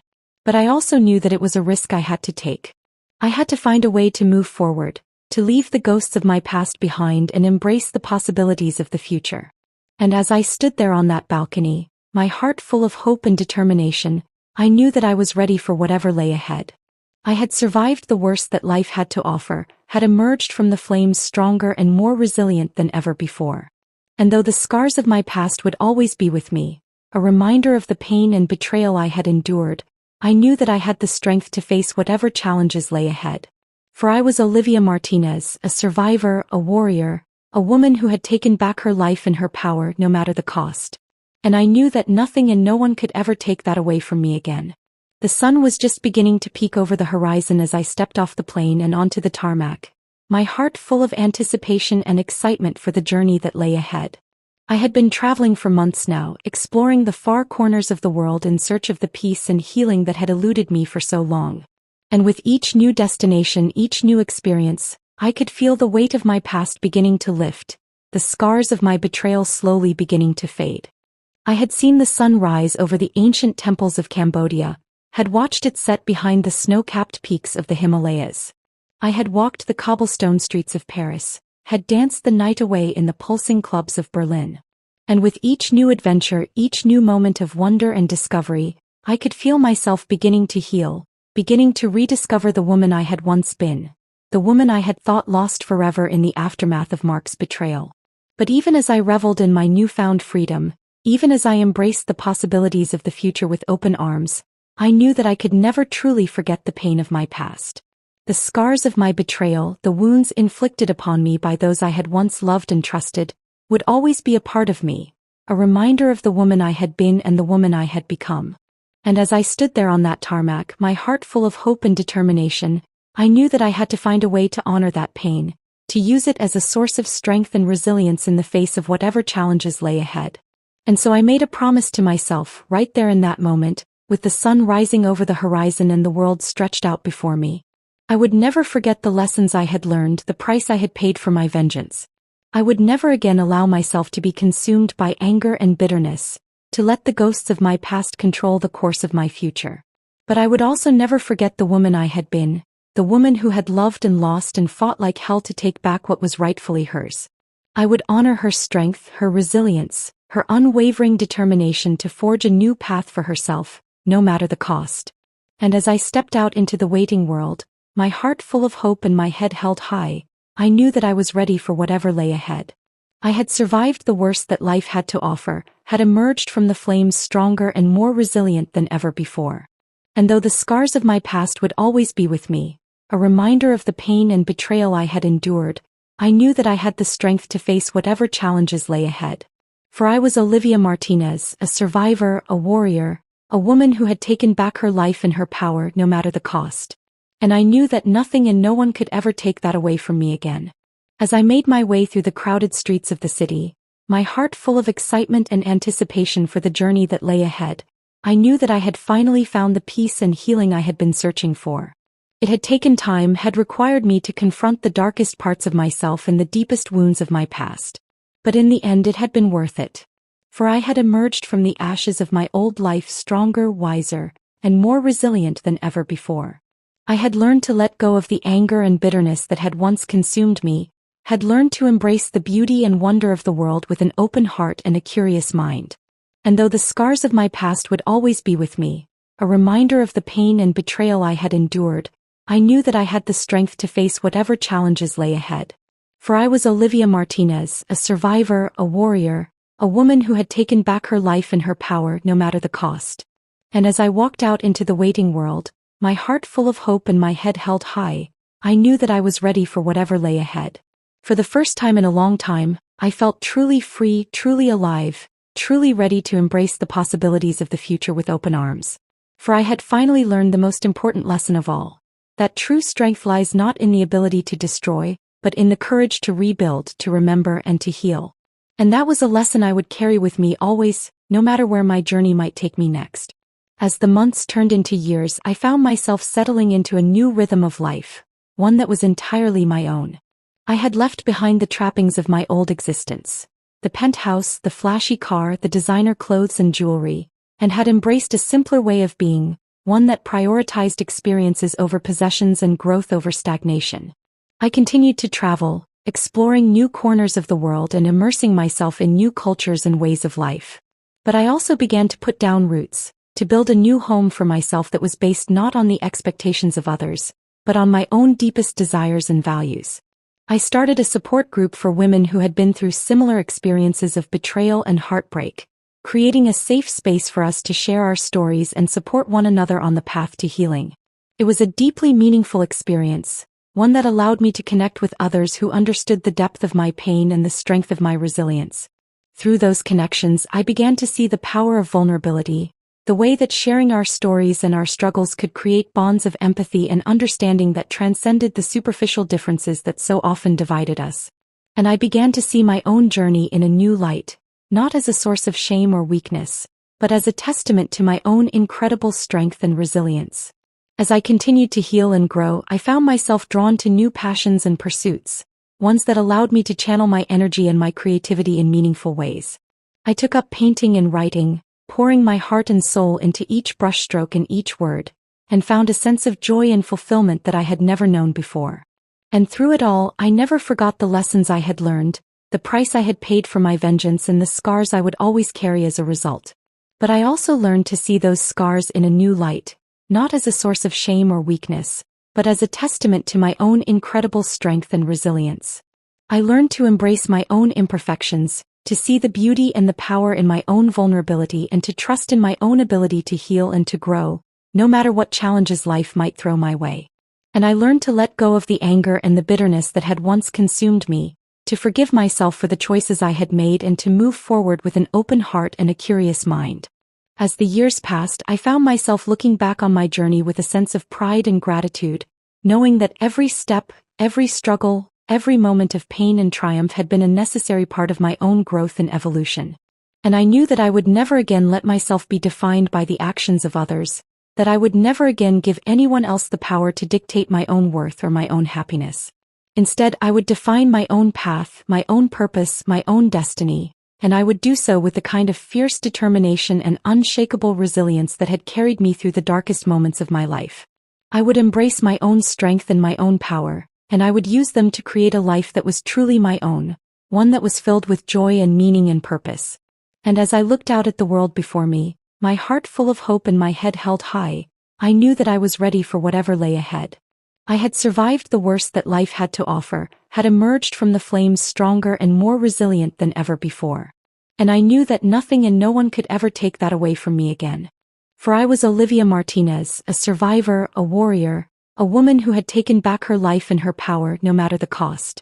And I knew that my journey was far from over, that there were still new adventures to be had, new challenges to be faced, new opportunities for growth and transformation waiting just around the corner. But I also knew that I was ready for whatever lay ahead, that I had the strength and the courage and the resilience to face it all with an open heart and a curious mind.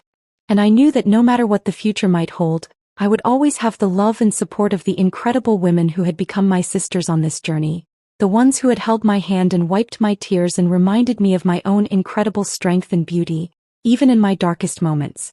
And so I stepped out into the world, my heart full of gratitude and my spirit full of hope, ready to embrace whatever lay ahead with the kind of fierce determination and unshakable resilience that had carried me through the darkest moments of my life. For I knew that I was not alone, that I was part of a sisterhood of survivors, of warriors, of women who had taken back their lives and their power no matter the cost. And I knew that together we could face anything, that we could overcome any obstacle, that we could heal any wound and create any future we desired. For we were strong, we were resilient, we were unstoppable. And we would never again let anyone take that away from us. And so ends the story of Olivia Martinez, the woman who turned her pain into power, her scars into strength, and her betrayal into a catalyst for growth and transformation. Hers is a story of resilience, of courage, of the unshakable human spirit that refuses to be broken, no matter how great the odds or how deep the wounds. It is a reminder that even in our darkest moments, there is always hope, always the possibility of healing and renewal and rebirth. And it is a testament to the incredible strength and beauty of the human heart, to its ability to love and to forgive, to heal and to grow no matter what challenges life might throw our way. May we all find the courage to embrace our own journeys, to face our own darkest moments with the same fierce determination and unshakable resilience that carried Olivia through hers. And may we all emerge from the flames stronger, wiser, and more compassionate than ever before, ready to create a world that is more just, more loving, and more beautiful than the one we inherited. For that is the true legacy of Olivia's story, the true power of her journey from betrayal to healing to triumph. And it is a legacy that belongs to us all, a reminder that no matter how dark the night may seem, the dawn is always waiting just around the corner, ready to light our way home. My sister-in-law convinced my husband to change our will, removing me as beneficiary in case I left him. She drew up papers making herself executor while I remained oblivious. His family celebrated their smart planning while pitying his risky marriage. When he signed the documents, he had no idea what I'd already changed. Let's just make sure she walks away with nothing. The words hit me like ice water as I stood frozen outside Elisa's sitting room, the silver tea tray trembling in my hands. The delicate china cups rattled against their saucers, creating a symphony of betrayal that seemed to echo through the hallway. I pressed my back against the wall, barely breathing as my mother-in-law's laugh, that same warm laugh she'd given me just hours earlier, followed the cruelest sentence I'd ever heard spoken about me. "Oh, Erica, you're terrible," Elise whispered, but her tone carried amusement, not disapproval. "But you're right. We can't let 20 years of building this family's reputation get handed over to someone who could just leave." The irony burned in my chest. Here I was, literally serving them tea like the dutiful daughter-in-law I'd tried so hard to be, while they plotted my financial destruction. My legs felt unsteady, but I forced myself to remain still, to listen, to finally understand what I'd been too naive to see for 3 years. "Wesley's always been too trusting," Erica continued, her voice carrying that same authoritative tone she used when reorganizing his closet or canceling his plans. "Remember Jennifer? At least she had the decency to come from money. This one." She paused and I could practically see her dismissive wave. "This one works at that little marketing firm downtown. What does she make? 40,000 a year. It's embarrassing." The tea tray grew heavier in my hands as memories flooded back. Every sideways glance, every backhanded compliment, every time they'd made me feel small. It all crystallized into this moment of perfect, horrible clarity. I should have seen it coming at our wedding reception. The first red flag had been waving right in front of me, but I'd been too blinded by love and hope to notice. Erica had pulled Wesley away from our head table just as dinner was being served, claiming she needed to discuss something urgent about the photographer. 20 minutes passed while I sat alone, my new husband's empty chair beside me like a physical manifestation of how the rest of our marriage would unfold. Where did they go? Great Aunt Margaret had asked, her eyes twinkling with champagne and curiosity. Just handling some family business, I'd replied, forcing my smile to stay bright while inside. Something small and trusting began to wither. The other guests shifted uncomfortably, making polite conversation about the flowers, the music, anything to fill the awkward void left by the groom's absence. When Wesley finally returned, Erica's arm linked possessively through his expression had changed. The soft, adoring look he'd worn during our vows had been replaced by something more distant, more thoughtful. Later, much later, I'd learned she'd spent those 20 minutes planting the first seeds of doubt about my motives for marrying him. "Just promise me you'll be careful," she'd whispered to him, her voice dripping with sisterly concern. "I mean, you know I love her, but gold diggers can be very convincing. They have to be." Of course, I knew none of this at the time. I'd convinced myself Erica's behavior was just protective instinct, the natural wariness of a sister who'd watched over her brother for 32 years. I told myself she'd warm up to me once she realized I genuinely loved Wesley, that I wasn't some opportunistic woman trying to climb the social ladder. How foolish I'd been. Erica had always been the puppet master of Wesley's life, and I'd walked into her carefully orchestrated world without realizing I was disrupting her control. She'd picked his clothes since college, crisp button-downs and tailored slacks that made him look successful but approachable. She'd guided his career decisions, steering him toward the family's accounting firm where she could monitor his progress and connections. Most tellingly, she'd handpicked his previous girlfriends, each one a carbon copy of herself. Wealthy, socially connected, and completely deferential to family hierarchy. I was everything she hadn't ordered from the catalog of appropriate partners. "Some hobbies are more suitable for a man in his position," she'd said just last month when I'd suggested Wesley might enjoy taking cooking classes with me. Her laugh had been sharp enough to cut glass, dismissive enough to end the conversation. Wesley had looked embarrassed, not by her rudeness but by my suggestion. "Erica's right," he'd mumbled, not meeting my eyes. "I should probably stick to golf. More networking opportunities." I'd watched her delete contacts from his phone during family gatherings, her manicured fingers swiping names away with surgical precision. "Just helping you stay organized, sweetie," she'd coo, though I noticed she never deleted the numbers of women she'd approved of, his ex-girlfriends who still sent him Christmas cards and birthday wishes. The family dinners were perhaps the cruelest torture of all. Every Sunday we'd gather around Elise's mahogany dining table and somehow, always somehow, I'd end up seated at the far end, beside Cody who spoke maybe 10 words per evening. Erica claimed her rightful place at Wesley's side, where she could whisper family jokes and shared memories that I'd never be part of. "How's that little job of yours going?" Elise would ask with manufactured interest, the word little hanging in the air like a judgment. "Actually, I got promoted to senior account manager," I'd reply, trying to inject pride into my voice. "Oh, how nice," Elise would respond, then immediately pivot. "Erica, tell everyone about your charity work with the hospital board. Such important connections she's making." I'd begun bringing wine to these dinners just to have something to do with my hands during the long stretches of being ignored. The bottle became my security blanket, something to unwrap and pour when the conversation inevitably turned to family history I wasn't part of, achievements that predated my existence, or future plans that somehow never included me. Everything shifted when Garrett passed away. The man who'd been kind to me, who'd made an effort to include me in conversations and ask about my work, was suddenly gone. And with his death came a transformation in the family dynamic that I hadn't seen coming. The funeral should have been about grief, about celebrating a life well lived. Instead, it became a strange sort of audition with various family members positioning themselves as the rightful inheritors of Garrett's legacy. I heard phrases like, "carrying on his vision," and "maintaining family standards," whispered between hymns and eulogies. Conversations stopped when I entered rooms. Documents were shuffled away when I approached.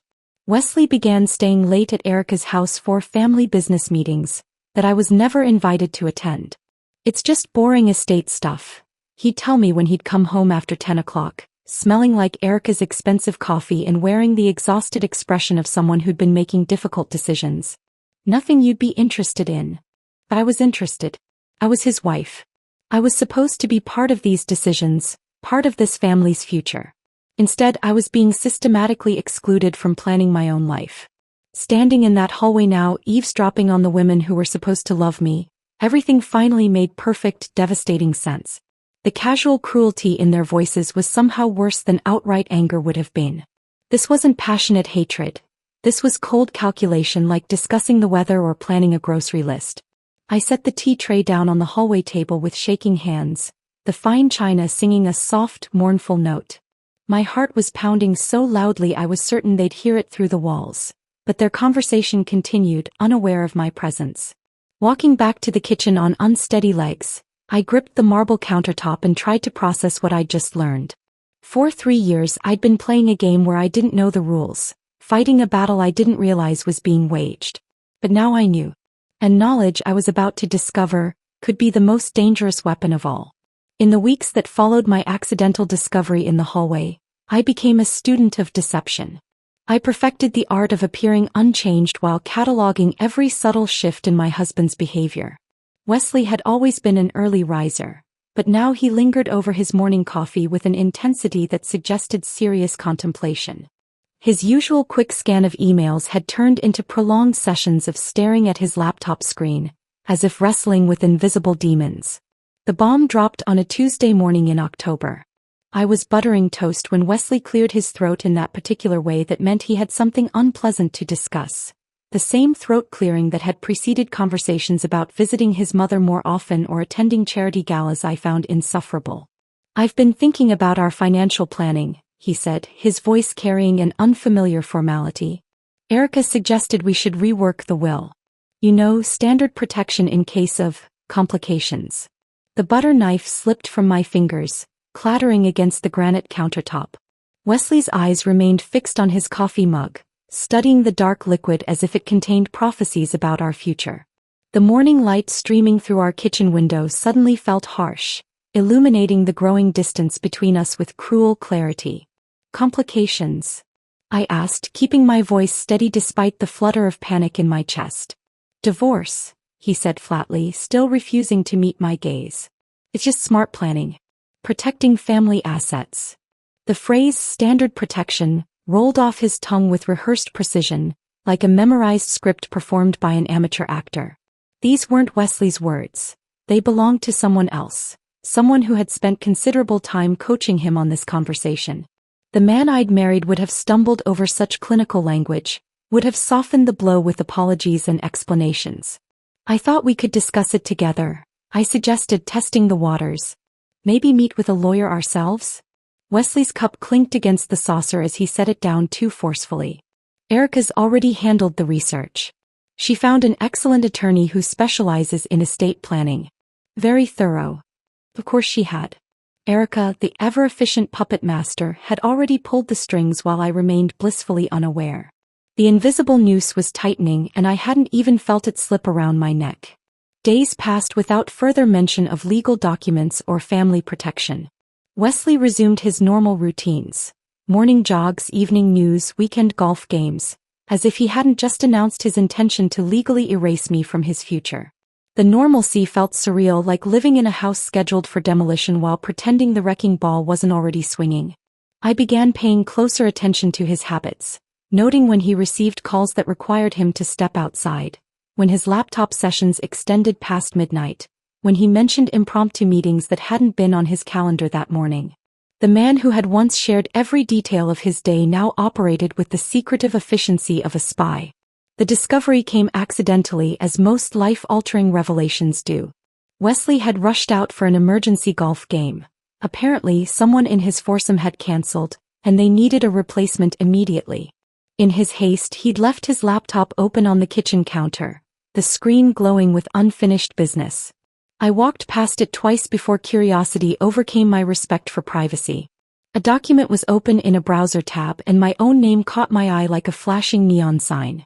My heart began hammering against my ribs as I leaned closer to read. Last Will and Testament of Wesley James Morrison. The words swam before my eyes as I scanned the legal language, searching for familiar names and recognizable terms. There was Wesley's name, of course, and Elisa's, and various charitable organizations that the family had supported for years.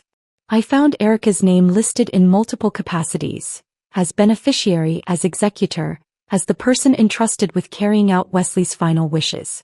My name appeared exactly once in a paragraph that had been crossed out with digital strike-through formatting. Where Sarah Elizabeth Morrison had once stood as primary beneficiary, Erica's full name now claimed that position. The document was dated 3 days earlier. They had moved with military precision while I remained completely oblivious. My hands shook as I grabbed my phone, frantically capturing screenshots of the screen. The first attempt was blurry, my trembling fingers unable to hold steady. The second was too dark. By the third try, tears were clouding my vision, but I managed to document the evidence of my own erasure. Seeing my name struck through felt like reading my own obituary while still breathing. The clinical efficiency of it was almost more devastating than the betrayal itself. I hadn't been removed in anger or passion. I'd been eliminated with the same careful consideration one might use to cancel a magazine subscription. The weekend following this discovery, Erica orchestrated one of her famous family brunches. These gatherings were typically torture sessions disguised as social events, but this particular Sunday carried an atmosphere of celebration that I couldn't quite identify. The mimosas flowed more freely, the laughter rang more genuine, and everyone seemed to move with the relaxed confidence of people who had successfully completed a difficult task. Erica floated through the gathering like a queen surveying her kingdom, her smile brighter than I'd ever seen it. She wore a new dress, something expensive in a shade of emerald that complemented her complexion perfectly, and carried herself with the satisfied air of someone who had just won a significant victory. "I'd like to propose a toast," she announced, raising her crystal champagne flute high above the assembled family. "To future security and family wisdom." The phrase hit me like a physical blow. Future security, code for the financial arrangements that no longer included me. Family wisdom, praise for the collective decision to protect assets from the outsider who had somehow infiltrated their ranks. Elise clinked her glass with enthusiasm, her eyes bright with what I now recognized as relief. Other family members joined the toast with varying degrees of understanding, some clearly in on the joke while others simply enjoyed the festive atmosphere. Wesley participated in the toast but never looked in my direction. His eyes remained fixed on some point beyond my shoulder, as if I had become invisible, a ghost already haunting the periphery of his life. The man who had once caught my eye across crowded rooms and winked at our private jokes now treated me like furniture, present but irrelevant. I felt like an uninvited guest at my own wake, watching people celebrate my departure while I sat among them still breathing. The conversations flowed around me without including me, family members sharing knowing glances and inside jokes that I was no longer meant to understand. That evening, I finally confronted Wesley in our bedroom as he prepared for sleep. The day's charade had drained my reserves of patience and politeness. "I know about the will," I said simply, standing in the doorway as he folded his clothes with mechanical precision. He didn't flinch, didn't deny it, didn't even look surprised. His shoulders sagged slightly, as if he'd been waiting for this conversation and was almost relieved it had finally arrived. "It's just in case," he said, his voice carrying the same rehearsed quality I'd heard over breakfast weeks earlier. "Erica says it's standard protection. The family has invested too much in building our reputation to risk it all on emotions." The word emotions dripped with disdain, as if love and commitment were childish concepts that practical adults needed to outgrow. This stranger wearing my husband's face spoke in Erica's cadence, using her phrases, echoing her priorities. "The man I married would have discussed this with me first," I said, surprised by the steadiness of my own voice. Wesley shrugged, actually shrugged, as if my feelings were a minor inconvenience in his larger financial planning strategy. "Things change. We have to be realistic about the future." Standing there in our bedroom watching him methodically prepare for sleep after casually discussing my legal erasure, I realized I was grieving not just our marriage but the entire person I thought I had known. The Wesley who had written me love letters during our courtship, who had promised to cherish me through all of life's changes, had been systematically replaced by this hollow replica who spoke in corporate buzzwords and family-first platitudes. They expected tears. They anticipated drama, accusations, perhaps even threats of legal action. Instead, I smiled, a genuine, peaceful smile that seemed to unsettle Wesley more than any tantrum could have. "You're right," I said, moving to embrace him with the same warmth I'd shown for 3 years. "Family should come first. I'm so grateful Erica is looking out for everyone's best interests." My performance was flawless. I thanked them for their wisdom, praised their foresight, and expressed genuine appreciation for their careful planning. Inside, I felt the strange calm that comes after surviving a natural disaster, the eerie quiet that follows destruction, when the storm has passed and the real work begins. They mistook my serenity for surrender, my grace for defeat. How could they know that while they had been plotting my legal elimination, I had been conducting research of my own? How could they suspect that their precious family bloodline, the very foundation of their superiority complex, was about to crumble under the weight of scientific truth? I hugged each of them goodbye that Sunday with genuine affection, knowing it would be the last time I touched them as the naive woman who had believed in their love. When I walked out of Erica's house, I left behind every illusion about my place in their family. But I didn't leave empty-handed. I carried with me something far more valuable than their approval. I carried the knowledge that would soon turn their perfectly orchestrated world into ash. The knowledge I carried felt like carrying live ammunition, dangerous, powerful, and requiring careful handling. In the days following my discovery of their legal maneuvering, I moved through our house like a ghost, observing everything with new eyes while they remained blissfully unaware that their target had already armed herself for war. My weapon of choice had actually revealed itself weeks earlier, during one of my late-night internet sessions when sleep proved elusive. A bright banner advertisement had flashed across my screen: "Discover your true heritage. Connect with unknown relatives. Unlock family secrets." The irony of that last phrase would have made me laugh if I hadn't been so focused on survival. Initially, I'd scrolled past the ad without interest. Genealogy seemed like a hobby for people with too much time and too little drama in their lives. But something made me click back, perhaps the same instinct that had kept me listening at doorways and watching faces for subtle changes in expression.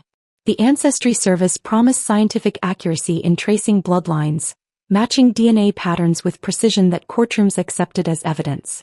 As I read testimonials from people who had discovered long-lost siblings, learned about unexpected ethnic backgrounds, and uncovered family mysteries spanning generations, an idea began forming in the shadows of my mind. I started researching genealogy with the intensity of someone preparing for doctoral exams. Late nights found me hunched over my laptop, learning about DNA matching algorithms, inheritance patterns, and the statistical probability of various family relationships. The science fascinated me, but more importantly, it offered possibilities I hadn't previously considered. During family gatherings, I began studying faces with renewed interest. Garrett's strong jawline had been passed down to Wesley with remarkable clarity, along with those distinctive brown eyes that seemed to see straight through pretense. But Erica? The more I observed her features, the more they seemed borrowed from some other genetic palette entirely. Her delicate bone structure bore no resemblance to Garrett's robust build.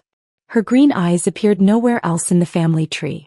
Even her laugh carried a different musical quality than the deep, hearty chuckles that characterized Morrison family humor. These observations might mean nothing. Genetics could be surprisingly creative in its combinations. But they planted seeds of possibility that began growing in fertile soil. The perfect opportunity presented itself in the form of Elise's 72nd birthday celebration. She had always made grand productions of family milestones, insisting on elaborate dinners and meaningful gift exchanges that reinforced the bonds of blood and belonging. This particular birthday fell just 3 weeks after my devastating discovery about the will, giving me barely enough time to orchestrate my response. I practiced my pitch in the bathroom mirror until my enthusiasm felt genuine and spontaneous. The reflection staring back at me looked like the dutiful daughter-in-law they expected, eager to please, grateful to be included, slightly naive about the complexities of family dynamics. "Perfect. I have such a fun idea for a family project," I announced during dessert, producing 4 elegantly wrapped boxes from my oversized purse. The packages were identical in size and wrapping, tied with cream-colored satin ribbons that matched Elise's favorite china pattern. "Ancestry DNA kits," I exclaimed, distributing the gifts with theatrical excitement. I thought it would be amazing to trace our family heritage together. Imagine discovering where all this incredible Morrison strength and intelligence comes from. The response exceeded my wildest expectations. Elise actually clapped her hands together like a delighted child, her eyes sparkling with genuine pleasure. "What a thoughtful idea. How exciting to learn about our roots together." Wesley rolled his eyes in that affectionate way husbands display when their wives suggest activities they find mildly silly but harmless. "Do we really need science to tell us we're related?" he asked, but his tone carried amusement rather than resistance. Erica's reaction proved most interesting. For just a moment, barely a heartbeat, her smile faltered and something flickered across her features that might have been concern. But the expression vanished so quickly I almost convinced myself I'd imagined it. "What a unique gift," she said carefully, turning the box over in her hands as if examining it for hidden dangers. "I've never really thought about ancestry research." Cody, predictably, said nothing but nodded along with whatever enthusiasm his wife displayed, his role as perpetual agreement machine continuing without variation. The cost of the kits, $400, represented a significant expense on my modest salary, but I considered it the best investment I'd ever made. These small boxes contain the potential to reshape everything, to turn their carefully constructed world into something unrecognizable. Over the following days, I orchestrated the sample collection with military precision. Each family member needed to provide saliva samples according to specific instructions, and I volunteered to handle all the administrative details to ensure accuracy. My helpfulness was praised as typical thoughtfulness, when in reality it was calculated control. I hand-delivered each sealed sample to the postal facility myself, unwilling to trust such crucial evidence to regular mail pickup. The return address labels were filled out in my careful handwriting, ensuring that all results would come directly to me for coordination purposes.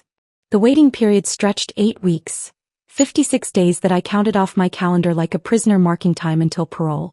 I established a separate email account specifically for receiving results, checking it multiple times daily despite knowing the samples required substantial processing time. During those weeks, I became a master of normalcy. I attended family dinners with appropriate enthusiasm, participated in conversations about holiday planning and summer vacation possibilities, and maintained the facade of the grateful wife who had been graciously forgiven for imaginary transgressions. But beneath the surface, anticipation hummed through my veins like electricity. I was no longer the passive recipient of their machinations. I had become an active player in a game they didn't even realize had begun. When the results finally arrived, I felt like an archaeologist uncovering artifacts that would rewrite history. The digital files contained charts, percentages, and genetic maps that told stories more explosive than any family gossip. I spent hours analyzing the data, cross-referencing relationships, and ensuring I understood every nuance before proceeding. The custom design service I hired specialized in genealogical presentations for family reunions and anniversary celebrations. For $200, they created beautifully framed family trees with each person's unique genetic heritage displayed in elegant calligraphy. The charts looked official, precious, and worthy of prominent display in any family home. I selected colors and borders based on each family member's personal preferences. Wesley's chart featured navy blue accents that matched his favorite ties, while Elise's incorporated soft lavender tones she favored for spring decorating. Every detail was personalized to make the gifts feel thoughtful and celebratory rather than clinical or threatening. The irony wasn't lost on me as I wrapped each frame in delicate tissue paper and tied them with matching ribbons. I was literally gift-wrapping their destruction, presenting devastating truth in the most beautiful packaging I could create. The visual metaphor felt almost too perfect to be coincidental. Elise and Garrett's anniversary gathering provided the ideal venue for my revelation. For 47 years, their marriage had been held up as the gold standard of family commitment and traditional values. Family members would travel from 3 states to attend this annual celebration of enduring love and shared legacy. "I'm bringing something very special to honor your parents' incredible partnership," I told Wesley when confirming our attendance. "Something that celebrates the beautiful family they created together." He smiled indulgently, probably assuming I'd commissioned a portrait or compiled a photo album. His trust in my harmless intentions would make the impact even more devastating. As the anniversary date approached, I alternated between thrilling excitement and nauseating terror.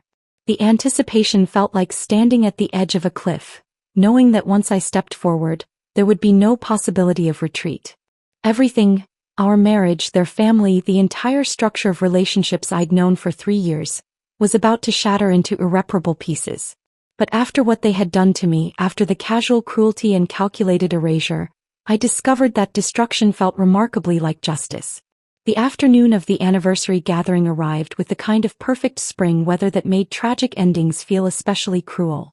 Sunlight streamed through Elise's bay windows, casting everything in golden hues that would later feel like the last moments of innocence before a nuclear blast. I arrived carrying a vintage cake box containing Elise's favorite lemon torte and a carefully arranged gift bag holding 4 wrapped frames. My hands were steady now, my heartbeat calm. The weeks of anticipation had crystallized into an almost supernatural focus. This was my moment and I intended to savor every second. The living room buzzed with the comfortable chaos of family celebration. Cousins from Chicago shared updates about their children's college acceptances. Uncle Robert regaled anyone within earshot with stories about his recent fishing expedition. Aunt Margaret fluttered between conversations, ensuring everyone's wine glass remained full and that the cheese platter maintained its artistic arrangement. Elise presided over the gathering like a benevolent queen, her silver hair perfectly styled and her navy dress accessorized with the pearl necklace Garrett had given her for their 25th anniversary. She glowed with the satisfaction of a woman whose life had unfolded exactly according to plan: devoted husband, successful children, financial security, and the respect of everyone who mattered. Wesley worked the room with practiced ease, discussing business developments with the men and complimenting the women on their spring fashion choices. He looked handsome in the gray sweater I'd bought him for Christmas, though I now noticed how he avoided meeting my eyes for extended periods. The guilt was probably eating at him, even if he didn't have the backbone to act on it. Erica commanded her usual position as social director, orchestrating conversations and ensuring that every guest felt appropriately entertained. She wore emerald green, always her most flattering color, and her confidence radiated through the room like a force field. Today she was the beloved daughter celebrating her parents' remarkable partnership, basking in the reflected glory of their enduring love story. I positioned myself strategically near the doorway, close enough to observe every reaction but with a clear escape route if the situation deteriorated beyond my control. From this vantage point I could see the entire room while remaining slightly removed from the central gathering, the perfect spot for a woman about to detonate a bomb. Before we cut the cake, I announced during a natural lull in conversation, I have something special to share with the family. I produced the gift bag with theatrical flourish, my voice carrying just the right note of excited anticipation. Remember those ancestry kits from Elise's birthday? The results came back and they're absolutely fascinating. The response was immediate and enthusiastic. Elise clapped her hands together with childlike delight, while several family members expressed genuine curiosity about the genetic revelations. Even Uncle Robert, typically skeptical of anything involving modern technology, leaned forward with interest. I had them professionally framed, I continued, distributing the packages with ceremonious care. Each one is personalized with your individual heritage map.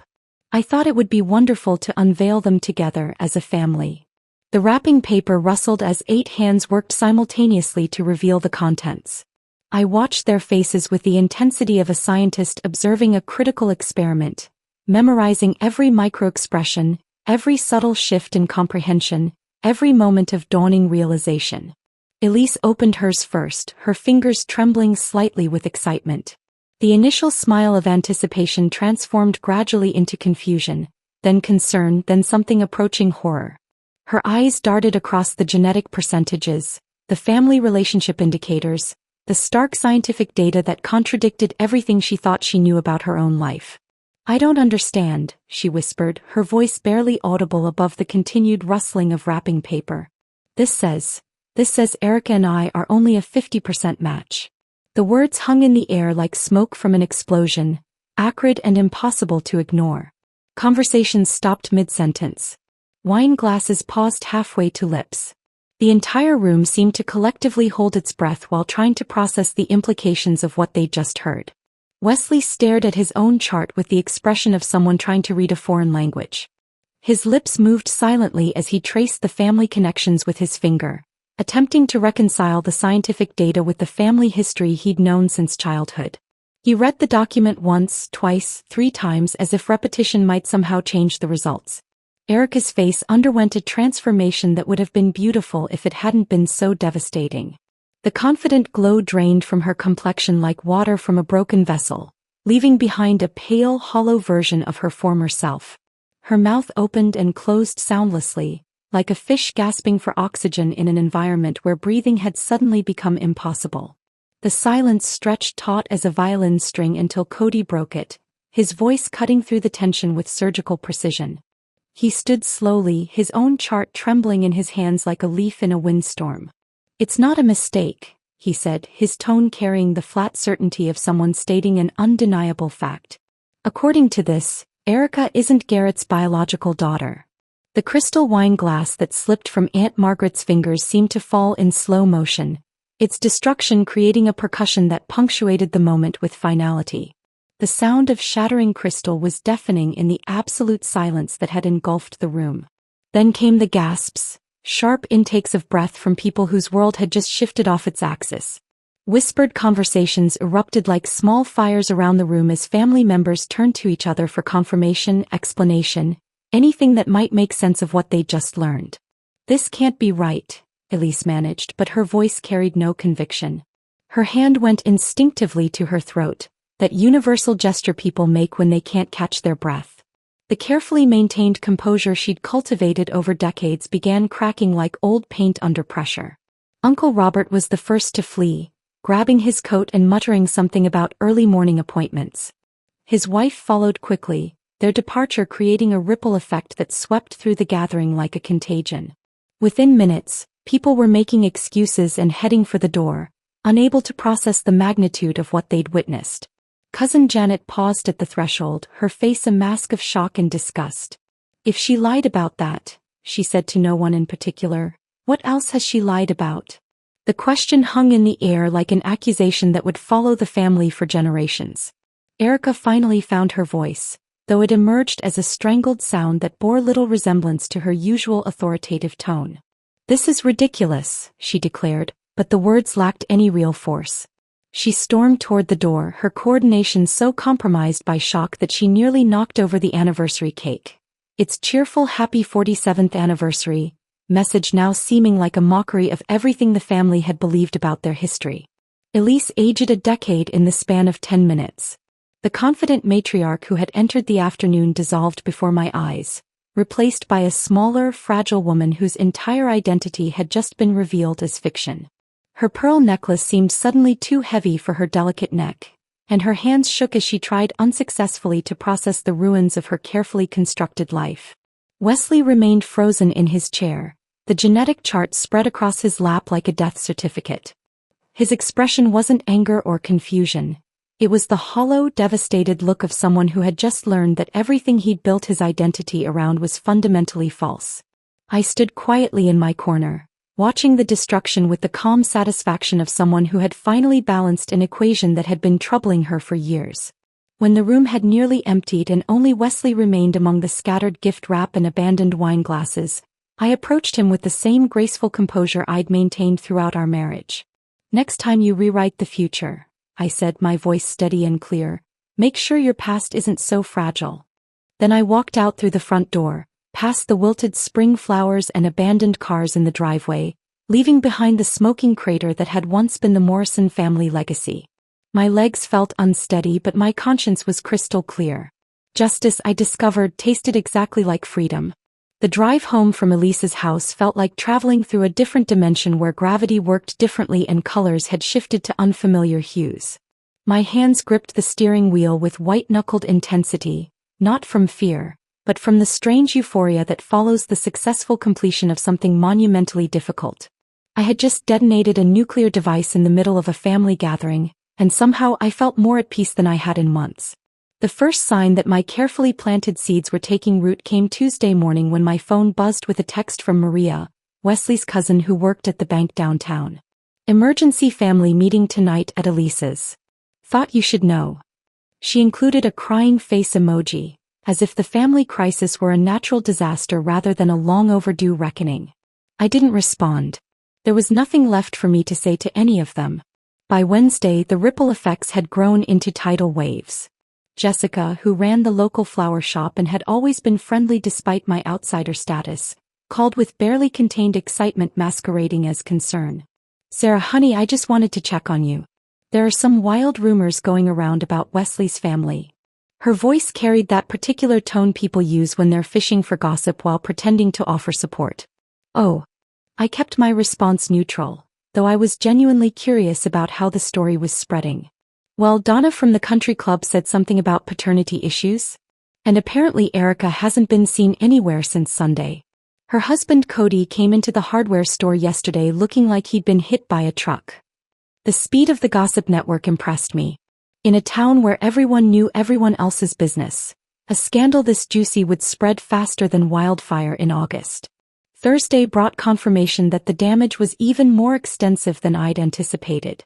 My former neighbor Linda caught me checking the mail and practically sprinted across the street to share the latest intelligence. "Did you hear about Elise calling that emergency meeting?" she asked breathlessly, her eyes bright with the thrill of being first to share devastating news. Only 3 people showed up. 3. Out of the entire extended family. Everyone else suddenly had prior commitments. The mental image of Elise sitting in her pristine living room, waiting for family members who would never arrive, filled me with something that wasn't quite satisfaction but certainly wasn't sympathy either. For years she had commanded the loyalty and attendance of dozens of relatives. Now when she needed them most, they had scattered like leaves in a hurricane. "And that's not even the worst part," Linda continued, leaning closer as if someone might overhear us on my own driveway. "Apparently, Erica's completely disappeared from social media. Her Instagram account, you know how she was always posting those perfect family photos, it's completely silent. Nothing for 4 days." I had actually checked this myself, unable to resist monitoring the destruction from a safe distance. Erica's Instagram had indeed gone dark after years of daily posts celebrating family values, holiday traditions, and the blessed life of being born into the right bloodline. The silence spoke louder than any explanation could have. The most devastating blow came Friday when Linda updated me on Cody's response to the revelation. "He moved out," she whispered, her voice carrying genuine shock. "Just packed his things and left. Barbara saw him loading boxes into his truck Wednesday night. Didn't even take the fancy furniture, just his clothes and that old fishing equipment from the garage." The speed of Cody's departure surprised even me. I had expected anger, confrontation, perhaps even attempts to salvage the marriage despite the lies. Instead, he had simply vanished, leaving behind only the detritus of a relationship built on false foundations. "Left his wedding ring on the kitchen counter," Linda added with the dramatic flair of someone who understood the symbolic power of abandoned jewelry. "No note, no explanation. Just the ring and empty drawers." Meanwhile, my phone had become a monument to Wesley's deteriorating mental state. The calls began Sunday evening, just hours after I'd walked out of his mother's house. Initially, his voicemails carried the indignant tone of someone who believed he could explain away the unexplainable. "Sarah, this is insane. We need to talk about this rationally. There has to be some mistake with those tests. Call me back." Tuesday's messages evolved into something more desperate. "Please, Sarah. I know you're angry, but we can work through this. The family is falling apart. I need you to help me understand what's happening." By Thursday, the anger had transformed into raw pleading. "I'm sorry. I'm so sorry about the will, about everything. I should have talked to you first. I should have trusted you instead of listening to. Please just answer the phone." The final voicemails were perhaps the most heartbreaking, not because I felt sorry for him, but because they revealed the complete dissolution of a man who had never learned to think for himself. These messages contained no words, just the sound of breathing, as if he had called simply to feel connected to something familiar in a world that had suddenly become unrecognizable. After 6 weeks of this digital haunting, I changed my number. The decision felt like cutting the last thread that connected me to a life I had finally outgrown. The social fallout proved even more spectacular than the family destruction. Elise, who had once commanded the respect and envy of the country club crowd, suddenly found herself persona non grata in circles where reputation meant everything. Invitations that had once arrived weekly simply stopped coming. Bridge games continued without her. Charity committee meetings somehow forgot to include her in planning discussions. I learned through various sources that she had started shopping in the next town over, apparently unable to face the whispered conversations and knowing looks that followed her everywhere in our community. The woman who had built her identity on social standing and family legacy now found herself effectively exiled from the very society she had worked so hard to impress. Even Garrett's memory suffered collateral damage. The memorial plaque that had honored his business contributions at the community center was quietly removed during routine maintenance that never quite resulted in its reinstallation. Decades of respect and admiration evaporated as people began questioning everything they thought they knew about the Morrison family. The legal implications proved even more devastating than the social consequences. Wesley's carefully orchestrated will, the document that was supposed to protect family assets from unworthy wives, became meaningless paperwork overnight. With Erica's paternity in question, her inheritance eligibility created a legal nightmare that consumed money faster than they could pay attorneys to untangle it. Wesley was forced to hire 3 different law firms just to understand his own financial situation. The estate they had fought so hard to protect from me was being devoured by legal fees and investigative costs. Private investigators charged thousands of dollars trying to identify Erica's biological father. A mystery that seemed to have no solution since Elise remained stubbornly silent about her past indiscretions. During this chaos, I quietly began rebuilding my life according to my own specifications. I found a small apartment with enormous windows that filled the space with natural light, something I had missed during my years in Wesley's traditionally decorated house. The walls remained beautifully bare, free from family photos and wedding pictures that would only remind me of my previous naive self. For the first time in years, I could eat dinner without carefully monitoring my words, without worrying about accidentally saying something that might be reported back to Erica or Elise. The silence in my new home wasn't lonely. It was liberating, like finally being able to breathe after holding my breath for 3 years. Occasionally, I would catch my reflection in store windows and realize I was smiling without any particular reason. The expression looked foreign on my face after so many months of practiced politeness and manufactured happiness. But it felt genuine, earned through survival rather than circumstance. Peace, I discovered, was vastly underrated. And justice, when served at exactly the right temperature, tasted remarkably like freedom. Time, I discovered, was an excellent teacher. 3 years had passed since the anniversary gathering that became ground zero for the Morrison family's destruction, and I had learned to measure my life in seasons rather than catastrophes. Spring brought new flower varieties to experiment with. Summer delivered steady streams of wedding clients, autumn provided reflection time, and winter offered the luxury of planning without pressure. The morning Wesley's wedding invitation arrived, I was repotting a particularly stubborn orchid that had been refusing to bloom despite perfect care. The envelope appeared among my usual mail: utility bills, supplier catalogs, a postcard from a former coworker vacationing in Italy, looking deceptively innocent for something that would reopen old wounds. The invitation itself was as impersonal as a business announcement. Crisp white cardstock with conservative black lettering announced the upcoming marriage of Wesley James Morrison to someone named Jennifer Louise Patterson. The font was traditional, the wording formal, and the overall design suggested it had been ordered from a catalog rather than personally selected with care and excitement. The honor of your presence is requested. The phrase made me laugh out loud, a sound that echoed strangely in my quiet apartment. Honor. From a man who had conspired to erase me from his future while I slept beside him every night? The audacity would have been admirable if it weren't so pathetic. I studied the bride's name with the analytical interest of someone examining evidence. Jennifer Louise Patterson. The name sounded respectable, traditional, probably from a family with proper bloodlines and appropriate social connections. I wondered if Wesley had told her about Erica's spectacular fall from grace, or if he had simply edited that chapter from his personal history the way he'd tried to edit me from his will. The wedding date was 6 weeks away, just enough time for a perfectly orchestrated response. I spent an hour researching ancestry DNA companies, selecting one with the fastest processing time and most comprehensive family matching database. The kit cost $49, a small investment for what promised to be significant entertainment. I packaged it carefully in an elegant gift box, adding tissue paper and a satin ribbon that matched the wedding colors listed on the invitation. The note took longer to compose than the gift selection. I wrote and rewrote it several times, seeking the perfect balance between congratulations and warning, blessing and curse. Dear Jennifer, I finally settled on. Congratulations on your upcoming marriage. As a gift, I thought you might enjoy learning about the family heritage you're joining. Just in case you're planning a family of your own. Wishing you all the clarity you deserve. Sarah. I scheduled the delivery for the day before the wedding. Timing, as I had learned, was everything. By the time they opened it, they would be too committed to the ceremony to back out, but not too late to begin questioning what other secrets might be lurking in Wesley's family tree. The real transformation in my life, however, had nothing to do with revenge and everything to do with rediscovering who I was when no one was watching or judging.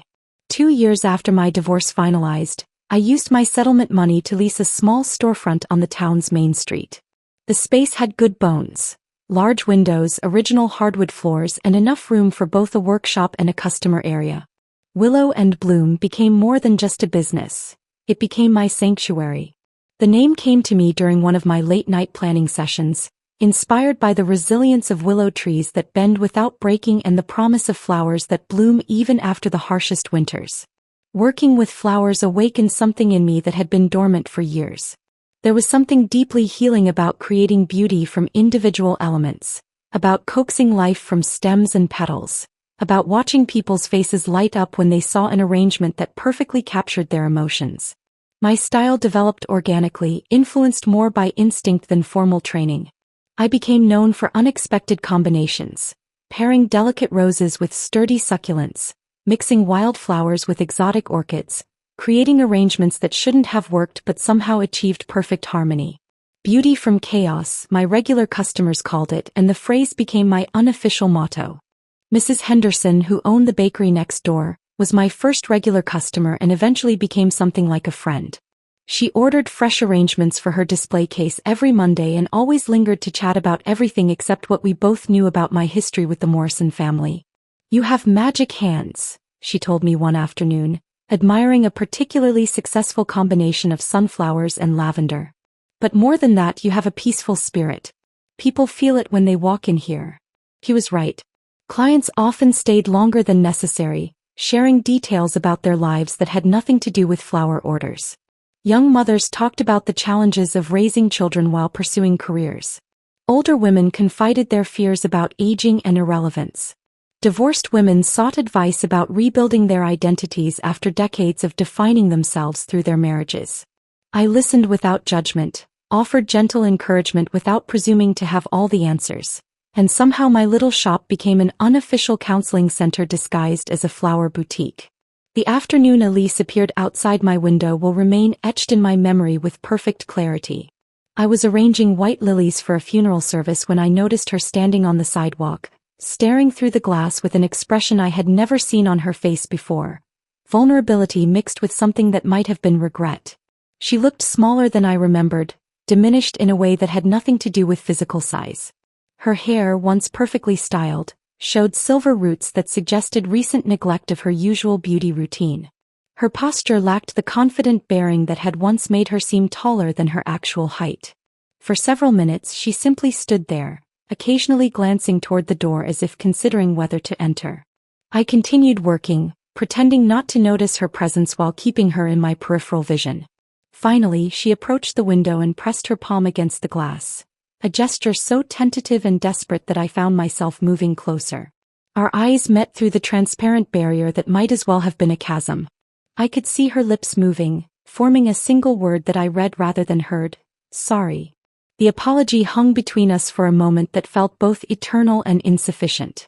I nodded once, not in forgiveness but in acknowledgement. Some wounds heal, but they never forget the blade that caused them. She turned and walked away without attempting to enter the shop, her footsteps heavy with the weight of consequences she could never undo. After she disappeared around the corner, I watered my plants with extra care, feeling grateful for growth that came from truth rather than manipulation. The Morrison family's final chapter was being written without fanfare or drama. Cody's remarriage to a kindergarten teacher with laugh lines provided the most hopeful epilogue to the whole sordid story.